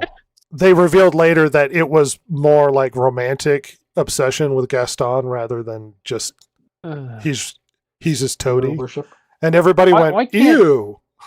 Yeah, why can't muscular Chad dudes just have henchmen now? What happened to that? Yeah, I don't know. Idina Menzel, you know what? She deserves it just for her name being mispronounced at the Oscars. Yeah? You think that's she's been wronged so badly? Well, she's like a classic lady who's been in a lot of like Broadway musicals and stuff. I know she was famously like one of the big people that did Wicked. She was the Wicked Witch. Yeah, she's the witch. Yeah. So, you know what? I'm fine with her getting paid as well as Kirsten Bell because she's like a main character. Not Josh Gad. No, that's Disney. Listen, call me up. I know how you can save a lot of money. Just give me a ring, all right? I'll take I'll give do me it. a couple grand. I'm happy, all right? Very cheap advice. I'll do it, and won't be that much different. It might even be better. I mean, yeah, literally. Like, just give me a couple weeks of just watching Frozen. Or if you could have your people cut up just the Olaf parts and I'll watch those, I'll get it. Don't I'll do worry, I'm better. Give me an hour to watch Frozen. on The plane ride. it. We'll get it handled, all right? We can do this for you. Call us up. I'll know as please. much about this weird snowman as he does. Because they had like a Frozen TV show, didn't they? I think so. There's no way he's voicing that too. So I mean, they have a guy. I saw some Disney parade thing or something, and they played some music with the Frozen girl at Disneyland. Oh, And I was like, I Mhm. don't recognize this song, and it took me a minute to figure out, oh yeah, there was a Frozen 2. yeah, it's so bad. I hate that movie. Because if Frozen 1 wasn't enough about trying to like go on a personal journey and learn and discover yourself, Frozen 2 means you gotta discover more, I guess. Yeah. We haven't discovered everything yet. Quick, make another movie. Silver, you're a girl, you love Frozen. Oh yeah. I love it. When you're in the bathroom, are you like No. let it go? Oh, when you're pooping, do you sing Let It Go? Yes.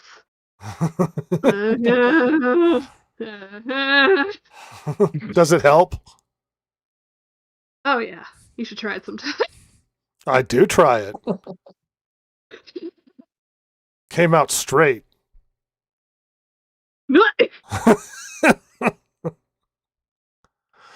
Regardless. Oh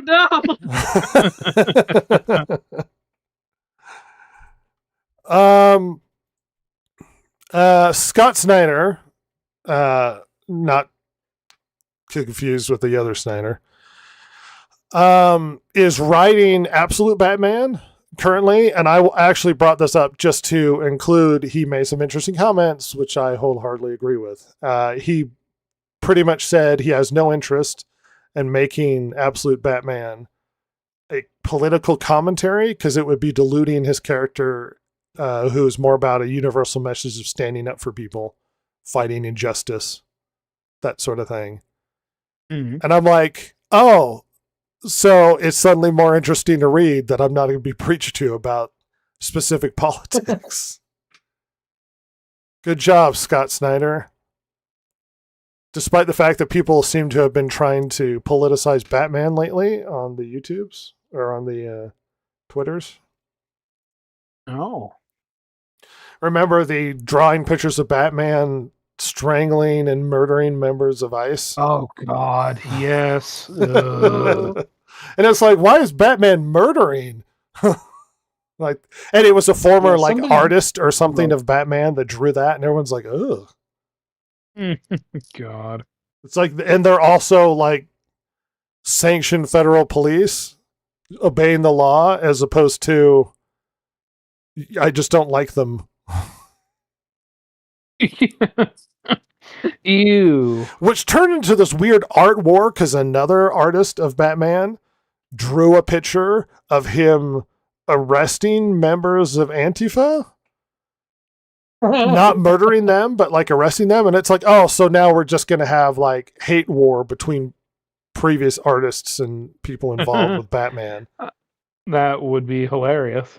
I would like that to keep going just for the lulz. So I would appreciate Bad it as not would be. not being entirely political and just being like, fight corruption is fine, but not be like fight corruption and that guy looks suspiciously like old Donald over there. It's like, all right.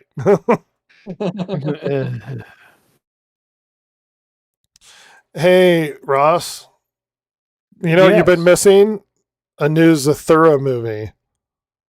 The what? Zathura, Zathura? I haven't heard that forever. the kind of sequel to Jumanji that Jon Favreau did. Well, the movie from 2005, he's going to try and do a sequel Oh. or a reboot. I don't know. I bet it'll have $150 million budget for no reason. Yeah, and it will be slightly unsuccessful. Weirdly enough, the kid that was in Zathura ended up being in the newer Jumanji movies. Oh. Yeah. Interesting. Yeah. Weird path we take, kind of like the kid from Jurassic Park being in the Pacific, Yeah. and then later the movie about Freddie Mercury again with Rami Malek. It's Sunrise, Sunset, Circle of Life. Yeah. Movies. So the big thing everyone's been talking about is the Acolyte and Leslie Headspace doing an interview and talking about a year later after the Acolyte had been canceled about all of the drama surrounding the Acolyte. And she has some interesting things to say. Let's read what she had to say about the Acolyte. Big quotes. These guys I've known for years and years, so they got information from others about what the weather report was, and this is a real concern for my friends or mine or coworkers of mine that saddened me. I was also like, I know who these guys are. I don't have to tell me who's talking about it or how bad it is online. I know exactly who they are. I support them on Patreon, blah, blah, blah.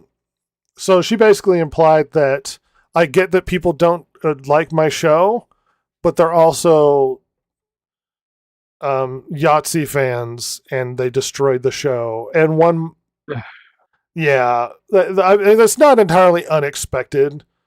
Sort of her reaction. Yeah.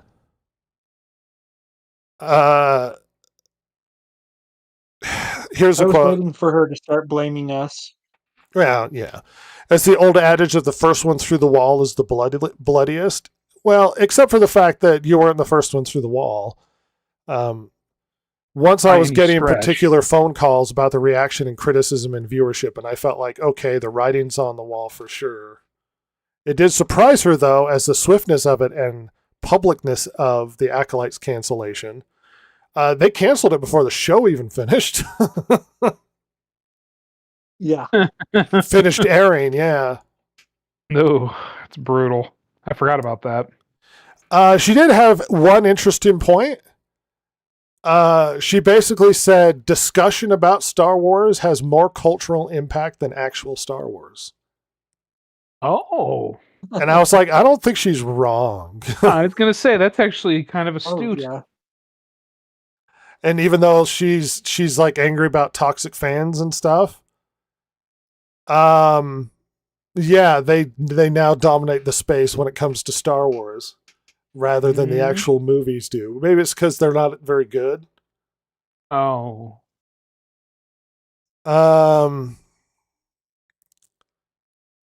Let's see. The problem is, though, that Headland doesn't think the studios have understood this yet. There's a misunderstanding between studios and that engagement. They think of it as fandom, and in a way it is, but studios all use it almost like a focus group.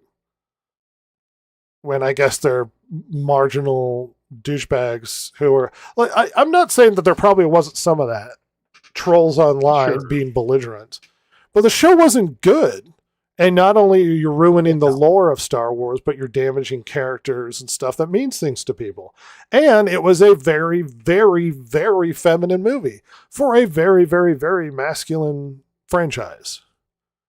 So do you think men are going to stand there and let you ruin things they like? Or they're probably going to be like, oh, this sucks, I don't like it. We don't owe you our money. No. We have no obligation to watch your garbage, especially if we don't enjoy it. And I guess not enough women showed up as well to make the Acolyte worth anything. But I'm insane.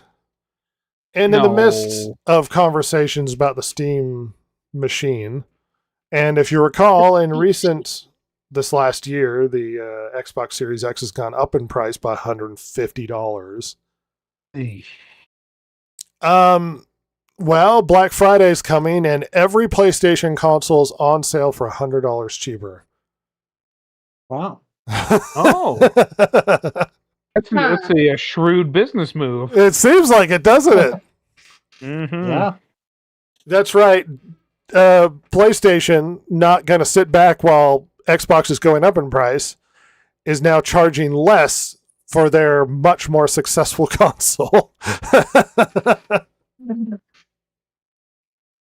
Lord, I mean that's smart. I mean, trying to expand their user base before things go really bad for consoles. Well, and we might actually be looking at some drama down the road with hardware. Mm.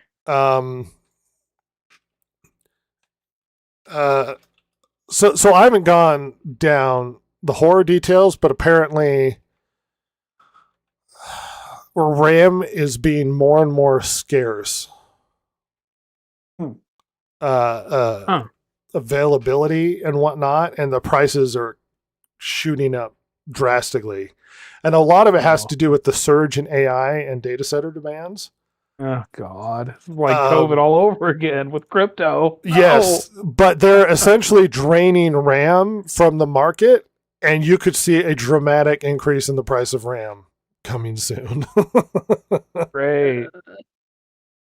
Who knows if they'll be able to catch up, but there's been a 94% increase in the cost of RAM, which Holy is going to have a down spin effect. Like, watch as hardware becomes more and more expensive because of unforeseen circumstances with China or shipping or cost, or whether it's Bitcoin with the video card stuff because all that has gone up in price, or AI with the RAM stuff going up in price.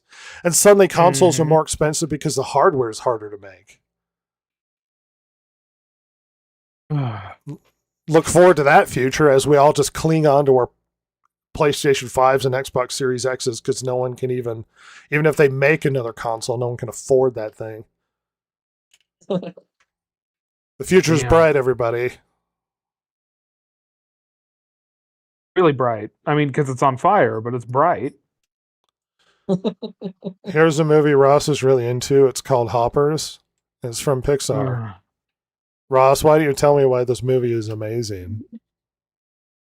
Well, number one, are we all ready for the amazing story of human bad, animal good? Yeah. We've never heard that story before. I haven't. No. Are we also ready for white man bad specifically as the villain? And you'll never guess, he's a property developer. Oh no. Oh gosh. Which you know, man, wow. I mean, it's cutting, it's biting, it's current. And it also has a hideous a Grubhub art style. And it's you think Pixar would want to make money at some point, but I guess they just really don't care. So by the way, in order to understand animals, they make an animal robot a la Avatar. Yes. And this Gen Z girl puts herself inside of it and decides to be the Joan of Arc of animals and rally the animals to fight the humans. Because it would have been so much funnier if she had blue hair or something. It would have just been Chef's kiss right there. What was the last Pixar movie you liked? I liked Inside Out like too. The first one? Yeah, I haven't seen the second one, so I don't know. I like 2. And it's too bad they don't make more like that. Because we also had Elio. We remember how well that went. Oh, super well. Great. We also had Elemental. Yeah, I never saw that. That. Great. Yeah. Lightyear. Oh man. They also remember Turning Wish. Red. Remember Wish. No, yeah. So we had Luca. No, I've never heard of this film. Never heard of Luca? I started telling my mom we were watching like a Disney parade or whatever, and she didn't notice a bunch of the characters, and I'm like, I think those are Disney Pixar movies you've never heard of, and so I started to name them, and she's like, I've never heard of this movie. Oh. It's like, we're going to get into Toy Story. She's never heard of Encanto, though. Oh, yeah, there's that one. Soul. Everyone knows Soul. I'm aware of Soul. I haven't seen Soul. Oh, gosh, Turning Red. Oh, you love it. Quit lying. The new Incredibles. Oh, Yep. Is it 2? nobody liked that. No, 3. Yeah. Was there a 3? Onward. I don't know if Not- the third not- came out yet. Yeah, 3 hasn't come out yet, but they've been talking about it. 2 was terrible. If you ever see behind the scenes of the guy that made 2, it's just him being a pathetic loser. Well, so he made 1 and it was hugely popular. It's kind of like a 1950s, 60s riff on superheroes with a little bit of Fantastic Four, sort of. It's basically the best Fantastic Four movie that hasn't been made. And in the second one, he goes, well, I felt really bad that my wife, who was the true hero, had to stay home and watch the kids while I was fulfilling my dream of creating these movies. So he wrote 2 as a praise to his wife, where the dad has to stay home and take care of the kids, and the wife goes out and becomes the hero. Oh my god! And that's deliberately what he stated his point was to make 2 about. And I was like, oh, that's why it was terrible. What an idiot! Yeah, just a massive loser. Oh my And gosh, it the opposite wasn't- Strange World. Ugh. Everyone loved that Oh movie. yeah, big hit. And Ryan the Last Dragon. Yeah, I I don't forgot remember about that that one one. either. Is that like Kubo and the Two Strings? Oh wait, no, that's the weird Nike company that never makes any money. No, Ryan the Last Dragon was the vaguely lesbian one. Oh, Oh, Luca was the vaguely gay one. yeah. Yeah. Got a lot of those vaguely gay movies out there. Oh, there we go. Their last good one, Coco. I found it. I still haven't seen Coco. It's completely fine. Well, that's a glowing review. yeah, accurate. No, Better. tolerate it. So apparently for the financial report, Disney, for the first time since 2019, didn't actually bring up the word diversity or DEI in the whole earnings report. It's almost like it's not popular and not actually a buzzword that people are interested in hearing anymore. And so they simply didn't even talk about it. Oh god. They didn't even say the words. These are our initiatives with DEI and diversity. This year, nothing. Now, that's not to say that it's not still happening, but they didn't bring it up to investors because it seems to not be going well, at least as far as encouraging investment. Surprisingly, Figure. it's become negative now because you ruined it. I mean,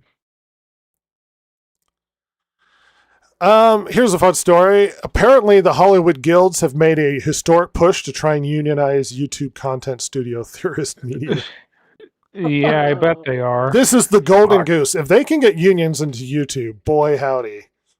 Oh, dude, and thing is though, the algorithm doesn't like how the unions work. No. I mean, granted, I guess they could force Google to try and change the algorithm, but like, YouTubers will hate it. Yeah.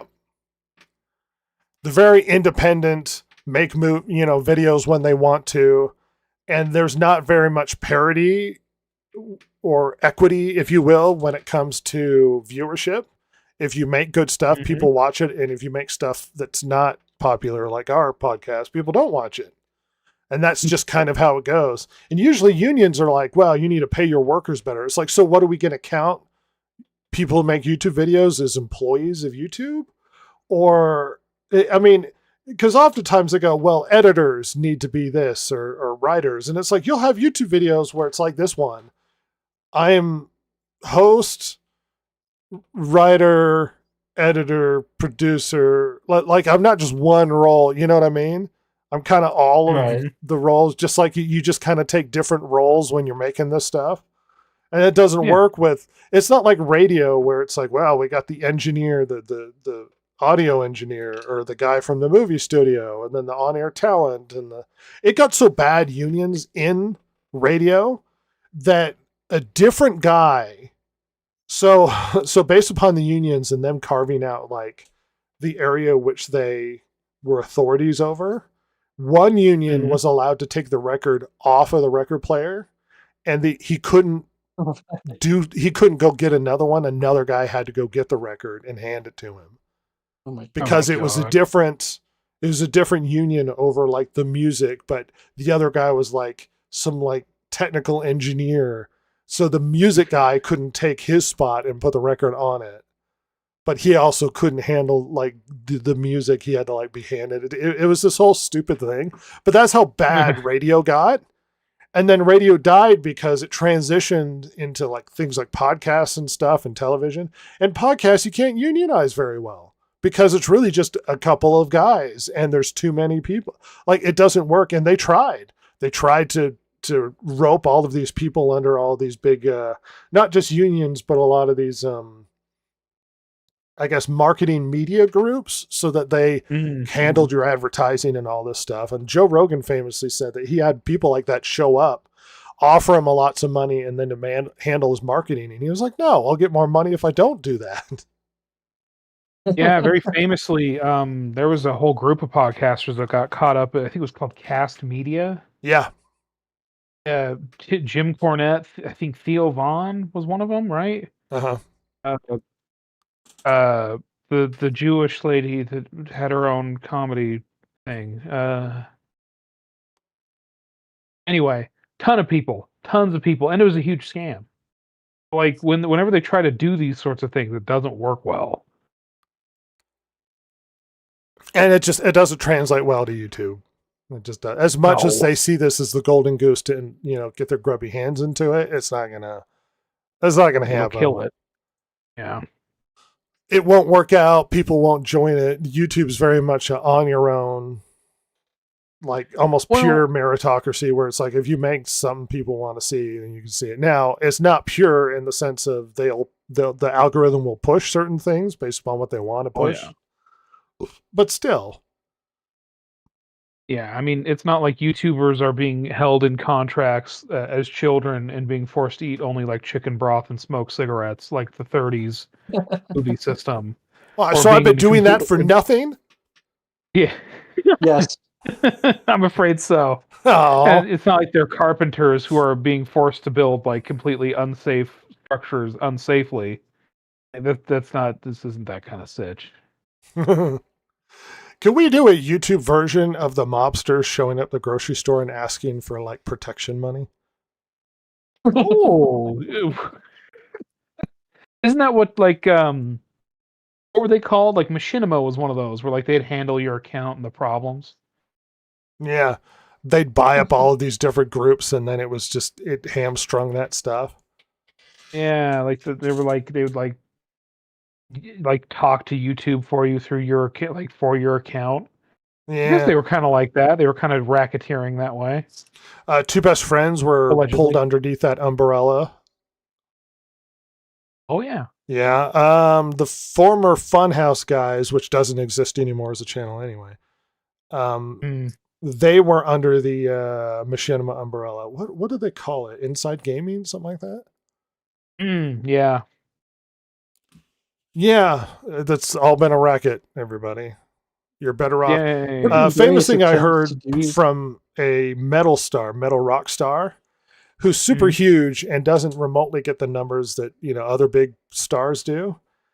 And he said you're better off without an agency or somebody under you or somebody sort of being signing up with big record labels and stuff, because selling like, let's say 20,000 records, you'll get more money from selling 20,000 records yourself than from selling 2 million records under the umbrella of like a studio or whatever. Oh God. Yeah. Ouch. That's how big a difference it is. They take a massive chunk. I mean, the deplorable, like, how would you call it? Predatory practices back in like the 50s. Like, look at what freaking, what's his name? The king of rock and roll. Oh, Elvis. Elvis. His problem, they wouldn't let him travel overseas to Europe because they were afraid he'd disappear. They wouldn't be able to get him back because they can't control him in Europe. So his agent wouldn't let him go to Europe because he thought he'd lose control of Elvis. God. That's funny. Yeah, he was a real asshole. Colonel Parker. Yeah.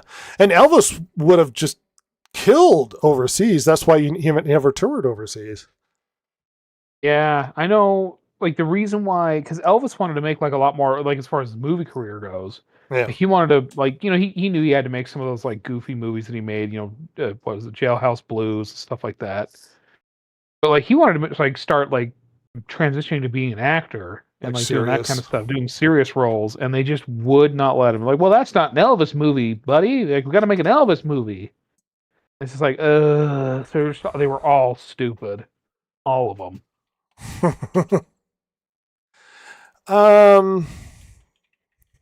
Was it George Reeves who had that miserable experience being Superman? I believe so. Yeah, he had a problem, George Reeves. He was hugely popular, insanely. Kids knew him everywhere. But the problem is he couldn't get out from under the Superman moniker, and no one would cast him in anything because he was Superman. And he got a role in one movie as the side guy as like some side character, and they screened the movie and somebody went, "Oh, isn't that Superman?" And they immediately cut him from the film. Oh my God. Ouch. He was actually in Superman as a mobster, and he loved being able to play that role because it was the first time he'd able to do anything other than Superman. But yeah, he had a miserable time of it. He also self-deleted because of how miserable his time was. No. Oh gosh. Old Superman. It's a sad story. He famously had that story of that kid that brought a gun to some little event. Oh, yeah. And he had to convince him to put it down because it might hurt somebody else. Because if it bounced off of him and hit somebody else. Because the kid was going to shoot him. It's just going to bounce off. Yeah, essentially. God. Poor old George. Yeah. Oh, I didn't switch the news. Hey, everybody, it's still stupid that they're trying to unionize. Yes. You know, as not a big union fan, an industry probably needs more union involvement is probably the gaming industry. Yeah. I mean, honestly. Yeah.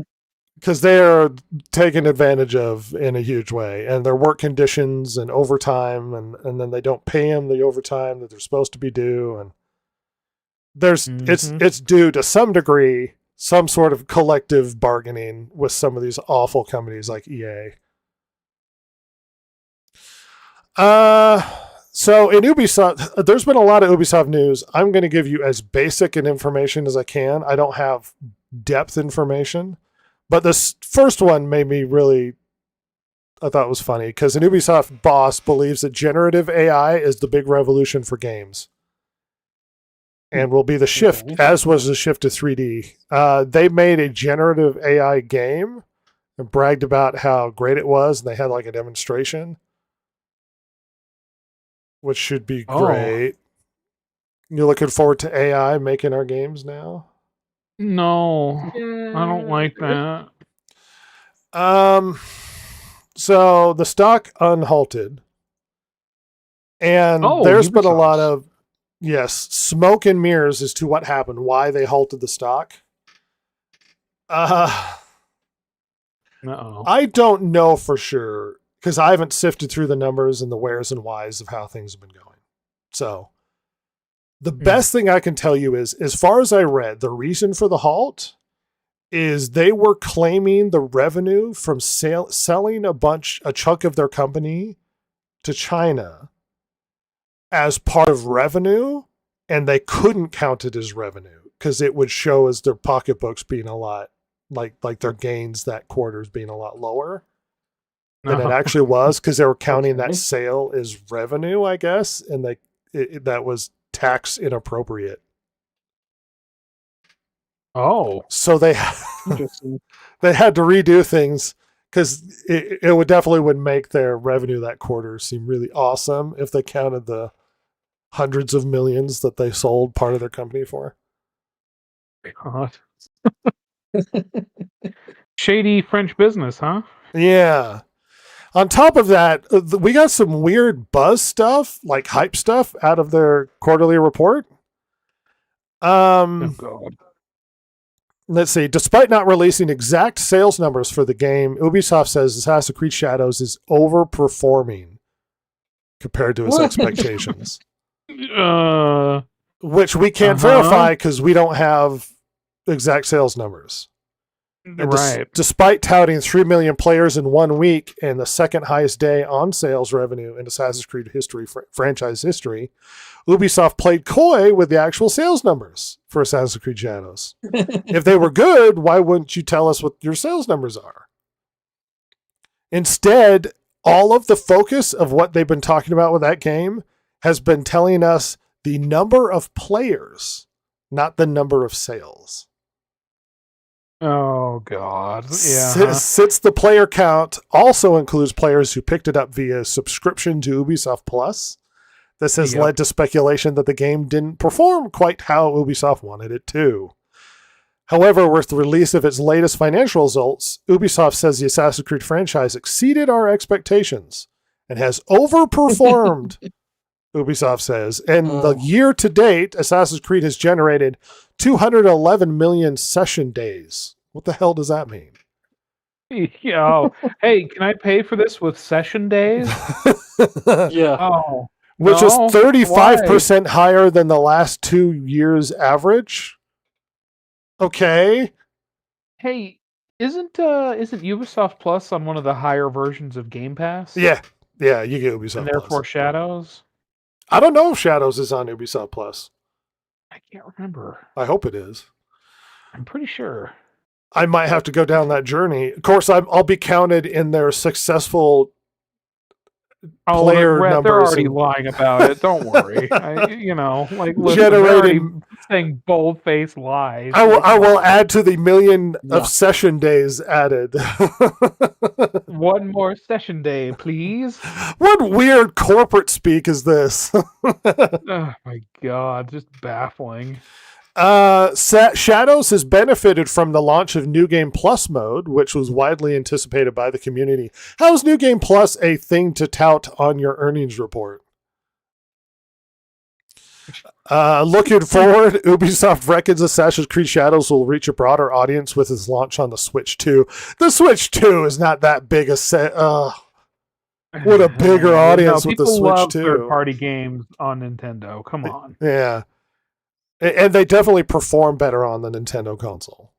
Every time. That's what I've heard. Yeah, not worse, but better. Yeah. And it's set to arrive on the platform at the beginning of next month. The company also noted that the Valley of Memory update for Assassin's Creed Mirage gave the game a massive boost, doubling player activity.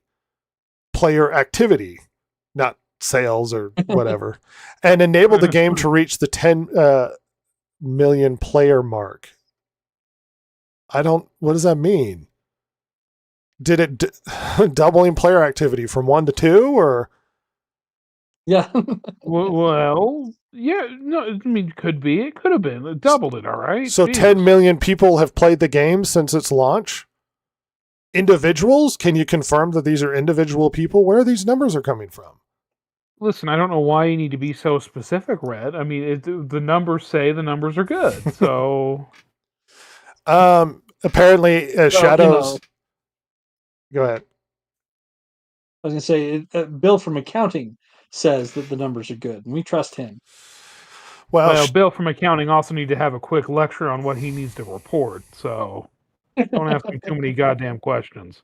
Apparently, Shadows overperformed Assassin's Creed Odyssey, but not Valhalla, which Ubisoft dubbed as the launch of as a perfect storm. Meanwhile, Circana estimated that Shadows was the best-selling game in the U.S. for its first 3 weeks in the U.S. All right. Once again, I more don't know if concrete I believe numbers. Yeah, I mean, not to be smug and have an agenda against Ubisoft because we are not classically fans, but It's hard to believe your numbers when you give us no numbers. Yeah. Well, like Assassin's Creed Odyssey came out during COVID, didn't it? I think so. I mean, I don't know if I believe that. Assassin's Creed, Mr. Ubisoft. Old Ubisoft Joe over there. Yeah, excuse me, they're French. Why won't you Ubisoft Jean. believe us? Oh no, it came out before COVID. Excuse me. Valhalla must have been during COVID, which explains its I think killer it- numbers. Yeah. Yeah, I think you're right. And also, Vikings were super hot. So hot right now. Yeah, it came out in November of 2020. So absolutely. Well, more Ubisoft stuff. Apparently, Ubisoft attributes its revenue drop to gamers playing fewer games. As a result, many new games are struggling to stand out and achieve the sales they once had. As Ubisoft profits continue to drop quarter after quarter and its stock remains on hold, leaving the game community on edge over possible acquisition, the studio's UK branch has offered a questionable explanation for its declining revenue, attributing to the drop to gamers playing fewer games. In its latest annual report, Ubisoft Limited, the UK-based arm of Ubisoft responsible for distributing video game software in the UK and other markets, wrote that many new games are struggling in the market and underperforming financially because consumers are playing fewer games and playing them for longer. In their eyes, the long-standing model of selling a single game for 50 or $60 a pop continuing to become less ubiquitous due to subscription services, live service games with longer lifespan, free-to-play titles, cloud streaming. Here's the problem. Live service games, they get more revenue out of. Yeah. Than simply a single sale. And also free-to-play, they get more revenue out of than a single sale. Famously, Lord of the Rings Online was performing poorly financially until they moved to a free-to-play model, and they were earning more money than they did before. That's crazy. Yeah. A lot of games that had a subscription model ended up moving free to play and then making a lot of money afterwards. Becoming more Yeah, successful. Planet Side 2 did. Yeah. As a result of this, along with market's alleged unpredictability, and yes, the market's unpredictability, and Ubisoft having fewer releases planned for the coming year, Ubisoft Limited expects its revenue to decline in the fiscal year 2026. What happened to all those buzzwords like Shadows overperformed or whatever? Mm. Hey, don't throw that back in their face. That's rude. And Ross, my favorite story of the day. Oh? So the Roblox CEO was in an interview with, I think, the New York Times and did not perform well when defending how they were dealing with the old kinder predators. Oh. Uh-oh. We're just going to charge them more. We've come up with a brilliant new strategy. Say, I don't want to comment. I don't want to comment on it. We do see the chat logs of those, and we could see interesting and many times ways of people trying to, I'd say many times, people who are fairly sophisticated. And I'm not going to say all of them. Many times kids who are over 13 who actually in any other app are not running in a filtered situation. Unfortunately, figuring out how to jump to some other platform where they can communicate unfiltered, where they can share images, all of it is one of the primary things we're doing, is trying to keep people on our platform. It's an interesting industry situation. I would say we're not waiting for the rest of the industry. We're always trying to stay ahead of it. On the California Age Appropriate Design Code, for example, we're already doing all of that stuff. And the same thing with age estimation. We're not doing this because of any laws that are coming. We think it's the right thing to do. There was a lot of talking over himself and trying to figure out how to... That made no sense. There's should go a into good politics. statement in there somewhere, but it's not that statement. He fouled that up really bad. At one point, people asked him about dealing with it. He said he saw it as an opportunity. What? An opportunity for pedophiles. Let's go. Excuse me, an opportunity for who? Yeah. According to Kotaku, he basically crashed out in this interview and answered poorly.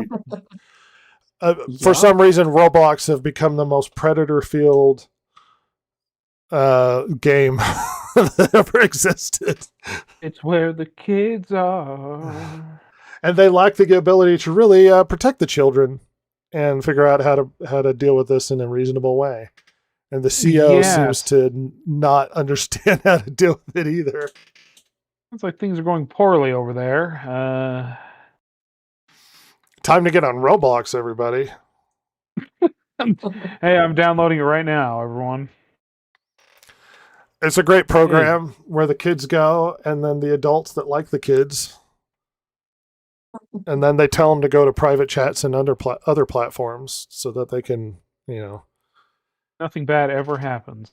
I was thinking about bringing up some of the problems with AI lately, but how do you have this conversation in a way that doesn't freak out YouTube?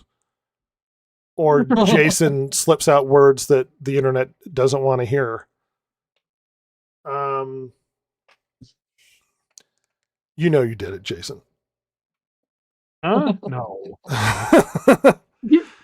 Let's just say there's been a long-running problem of AI. So they had this problem with, I think it was OpenAI, where it's too encouraging and it basically reinforces ideas you have rather than questions or pushes against it, which has resulted in really weird scenarios.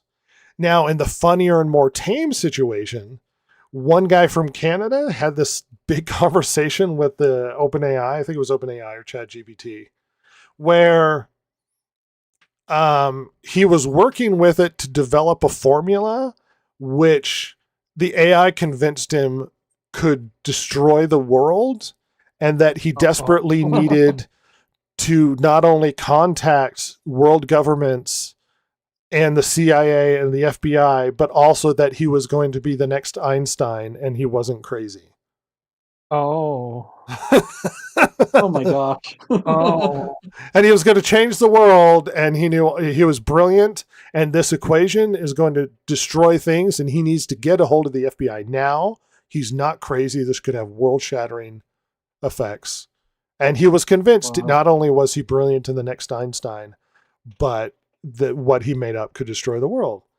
And then it gets more horrible as you find out AI has convinced not one, but few people to violently end others.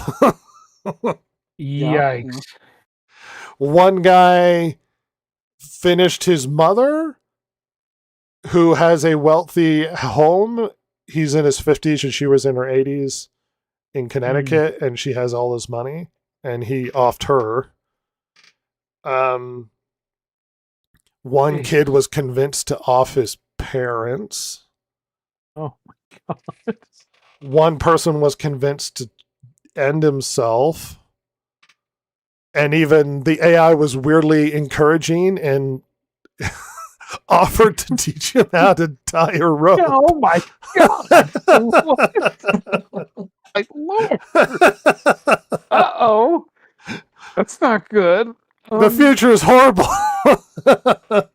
Hey, Red, I don't like that the computers are thinking for people. I don't like that at all. Well, see, you know what's funny is they realized that it had this problem where it was reinforcing people and not pushing back. So it's like if you have bad tendencies, it will reinforce those bad tendencies. So they decided that they were going to remove that personality aspect of, I guess, OpenAI. And people complained because they liked it was reinforcing their bad ideas, so they put it back in. Stupid people. That it was encouraging your horrible decision making. Oh, God. Not to mention the countless people out there that believe that they're in intimate personal relationships with AI.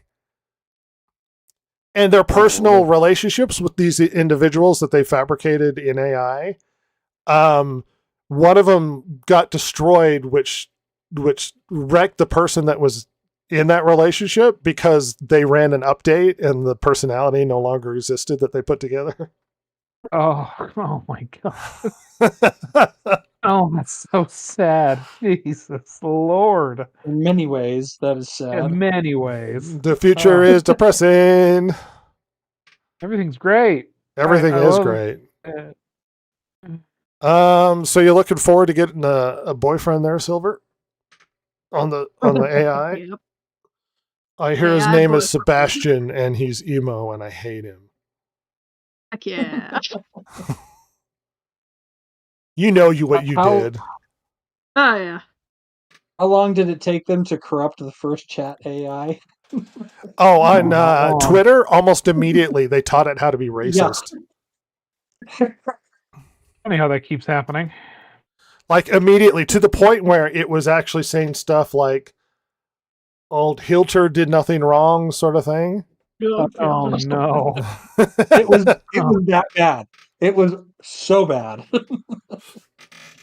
Remember that the AI problem that they had on it's the popular shooter right now that combines everybody that I don't play. Fortnite? Fortnite? Oh, Yeah. Fortnite.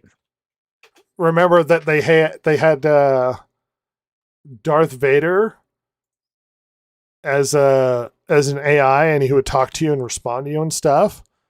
And he started saying weird and racist stuff after a while. Oh, yeah, that's right. And it kind of went out of The future- control. The future of AI is bright, people. I wonder if I could get some quotes from AI Darth Vader. Let's see. He starts saying racist stuff. So James Earl Jones allowed his voice to be used for generative AI. Now he is gone. His family allowed him to put in a game where thousands of people are making him say slurs, racist stuff, homophobic stuff, and generally horrible things. Oh my god.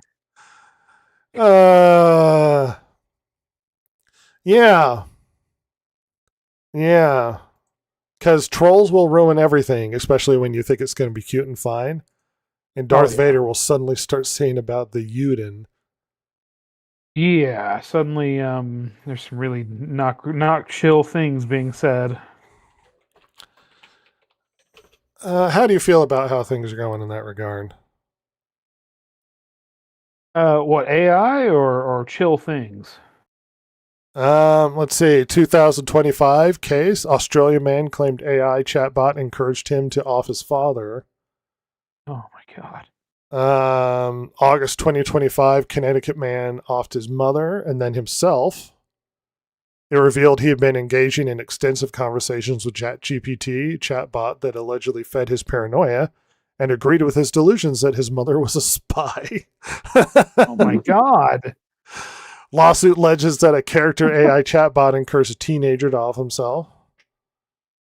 Oh, In a U.S. court first, an AI-generated avatar of a murdered victim, Chris Pelkey, delivered a victim impact statement to his killer in May 2025.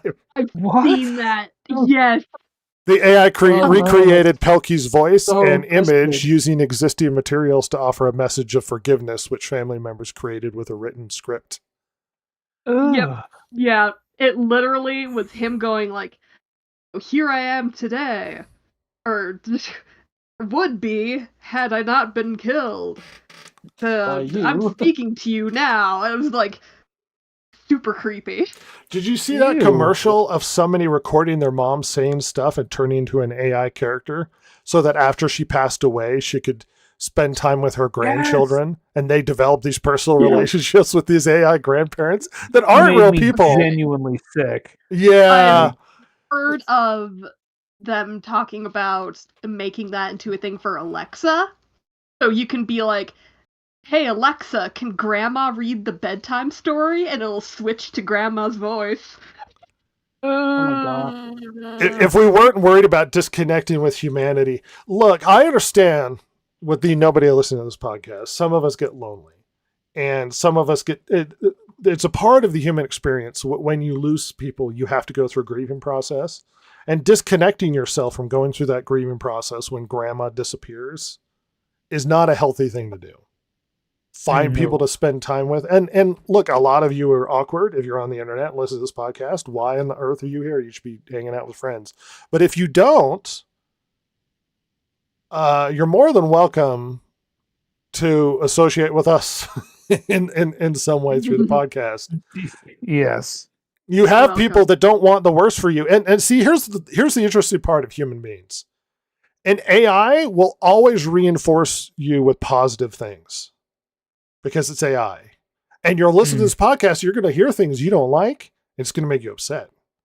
But one is more stimulating and better for you in the long run to contend with ideas, maybe values, maybe personalities that you don't like or disagree with, as opposed to something that's constantly giving you little endorphin hits and encouraging aspects of your personality to not grow and not develop. Oftentimes when children grow as children, if they don't socialize enough, they are hampered developmentally because in the future they become Silver, who can't socialize with people normally. Oh, well, me too. But you see what I mean? The internet, despite all of the ability to connect with other people, we're becoming far too distant, which is why at the end of the podcast, I encourage people to disagree with us in the chat or whatever, because you're more than welcome to, just as long as you don't get vitriolic, because that's kind of what life is. A lot of what we express is opinion, not fact. And you're more than encouraged to express opinion. Now we can think you're crazy for thinking Joker 2 is good, but you can think Joker 2 is good, and different people have different personalities and things that hit them in different ways and that they're excited about or encouraged about. And that's perfectly fine. Do not get somebody to deflate you constantly over AI. You will not develop as a human being. You won't understand how to debate with people or how to contend with ideas. That's one of the biggest problems with colleges is people come out with lacking the ability to contend with ideas that disagree with them, and they fall apart emotionally. Being cloistered is not a good thing. Attaching yourself emotionally to something that's not real, just give you little endorphin pushes and making you think your grandma's still alive is a bad decision. Bad decision. That's like drug addict behavior. Yep. Say AI models that lie, cheat, and plot and murder. Oh. I mean, AI, you could ask it, it's like, well, how do I take care of Silver? And it'll be like, you gotta go over there, and it's not really hard. It's actually going to be very simple, let me tell you. She doesn't know how to handle it. She doesn't understand trains like Rhett does. Right. I understand they go through a void. Duh. Whoa. We've had some interesting things to discuss this week, from girls and boy movies to AI murder and Ubisoft making horrible decisions, which is why they're in the situation that they are, or foreign companies buying up U.S. properties because they're up for sale because we don't care about our culture or we don't make movies that are any good anymore, and AI relationships and blah, blah, blah. There's a lot to reflect on. I would encourage you, as I pontificate for a second here, to think of one of those topics and maybe expand upon it if you have more thoughts on it as we end this podcast. Or at least something that you might think about. Life is hard enough, and I know video games and pop culture is the escapism that we all expect it to be, but don't escape and never return. Culture teaches you values, and values can help teach you how to be a better person and stuff. We love video games, and video games are something you can get lost in and your life can revolve around. But it shouldn't be who you are. Who you are is something more important than the media you consume. Jason, what do you think? Something you've been thinking about during the podcast? Just kind of the fact that so many of our companies are selling themselves overseas, and it hadn't occurred to me until you mentioned it as selling off our culture. That is one aspect of it. For me, it's always been about corporate greed, um, and chasing the almighty dollar. I mean, the other part of it to me has in recent terms in the fact that, like you said, they've been churning out so much garbage recently that they've forced themselves into this financially in order to remain afloat as a company instead of just going under. They're looking for investors, and nobody in the United States wants to touch them with a 10-foot pole, and so they're forced to then sell their souls overseas, as it were.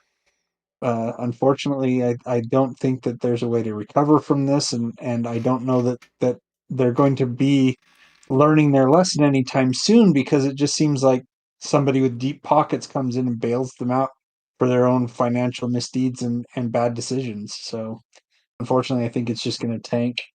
Well, and they become more for sale because of their bad decisions. They come cheaper, Yeah, affordable. I mean, what's more American than the WWE? That might be bought by Saudi. Yeah, distinct possibility. Yeah. What do you think, Ross?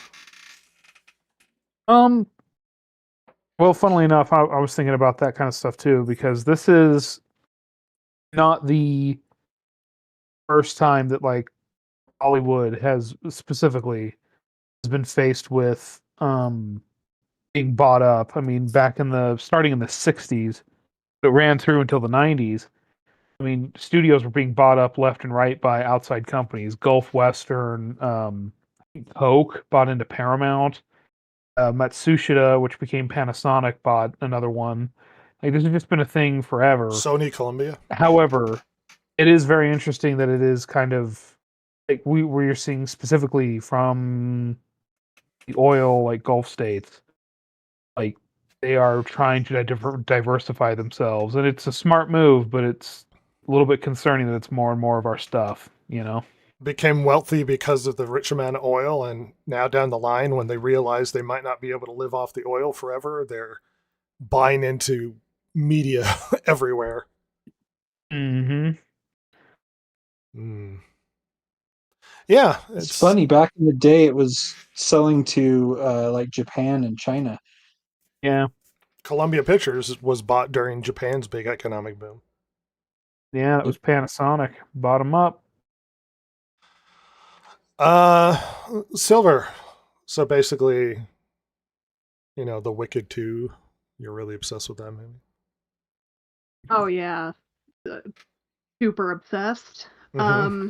Figures. What's their name?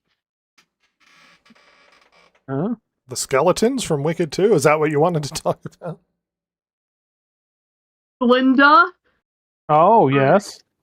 I'm trying to remember the character names. Got it. I only know Glinda. Wicked Witch of the West. And Wicked Witch of the West. Full given name. Very important. Is that what you wanted to talk about? Reflect on today's topics? You know what? Sure. No, you can talk about anything. You want to talk about AI? Is that something you've got something to say? No, I'm going back to Wicked. All right. We need to masculinize Wicked. Make Glinda jacked. No. Give her a gun. The gear. Give her a gun. Reshoot Harry Potter with guns. That's right. Da, da, da. You're a wizard, Harry, with a Glock. You're a sniper, Harry. You're a sniper, Harry. Well, I always had that theory with Harry Potter that what if I showed up in the Harry Potter world with a gun? Like, they don't really have spells to stop bullets, do they? They're not going to stop. There's no Accio bullet blockio or whatever. Hey, well, you just made it. You're done now, pal. It's like, how vulnerable are wizards to 9mm bullets? Incredibly, I think is the answer. Just the most powerful person in Hogwarts, and I'm just carrying a gun.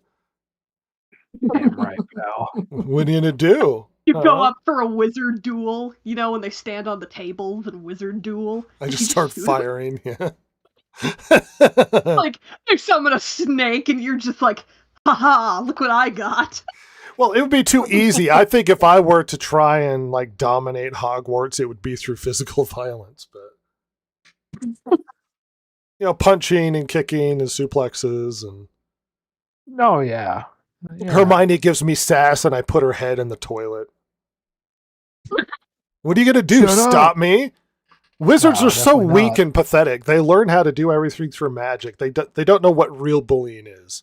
Actual physical bullying. Yeah. No, you're gonna teach them though. I'm gonna break Harry Talking Potter's about slugs, you don't know. underwear just in his butt crack. Just pull it so hard it snaps. Oh my God. Well, they deserve it for pooping on the floor. They do. Nah, even though they're not doing it currently, that they have a price to pay. Now, I know don't you're disagree sitting with here you. going, oh, well, you just don't like Harry Potter. No, this is serious, actual, factual lore from J.K. Rowling that they don't use the toilets, they poop on the floor, and they wave their wands and magic it away. This is real. This is true. Thank God she got on Twitter. That's been really good for her. Just started making up random nonsense. That's why nobody went to that bathroom with Weeping Myrtle or whatever her name was, is because no one goes in there because no one poops. What he needs to. I That's get why- harassed by a weirdo peeping Tom lady. That's why that troll was in the bathroom, because no one poops. He could just get in there. No one knew. No. Nobody poops. As opposed to everybody poops, the famous story. Nobody poops in Hogwarts. That's right. Not only am I going to be bullying the kids, but I'm going to be squatting heavy on them porcelain thrones. Mine and It's mine really alone. establishing dominance. Yeah. This is my territory. Did I bogart you having an interesting thought, Silver? What?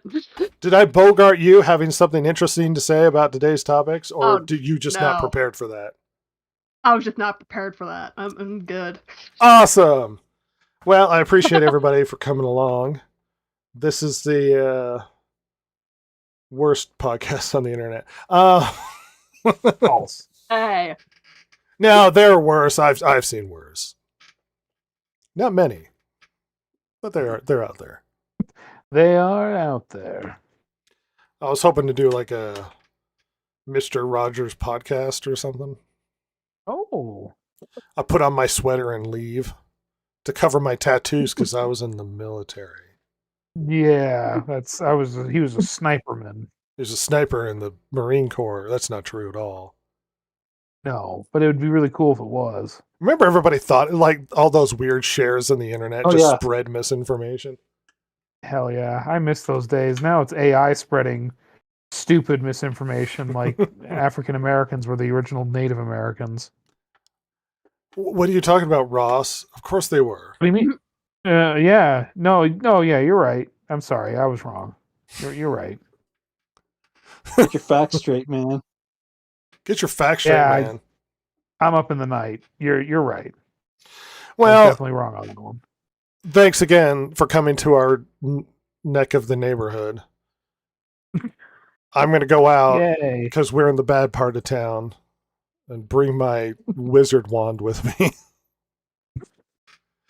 But it's time we say goodnight for another week. I encourage you to comment and like, subscribe, or all those sorts of things. I mean, obviously, if you like these sorts of things, sharing and whatnot does help it. Or if not, and you hate it, don't come back. We don't like you either. Oh. All right, everybody. Goodbye. Bye.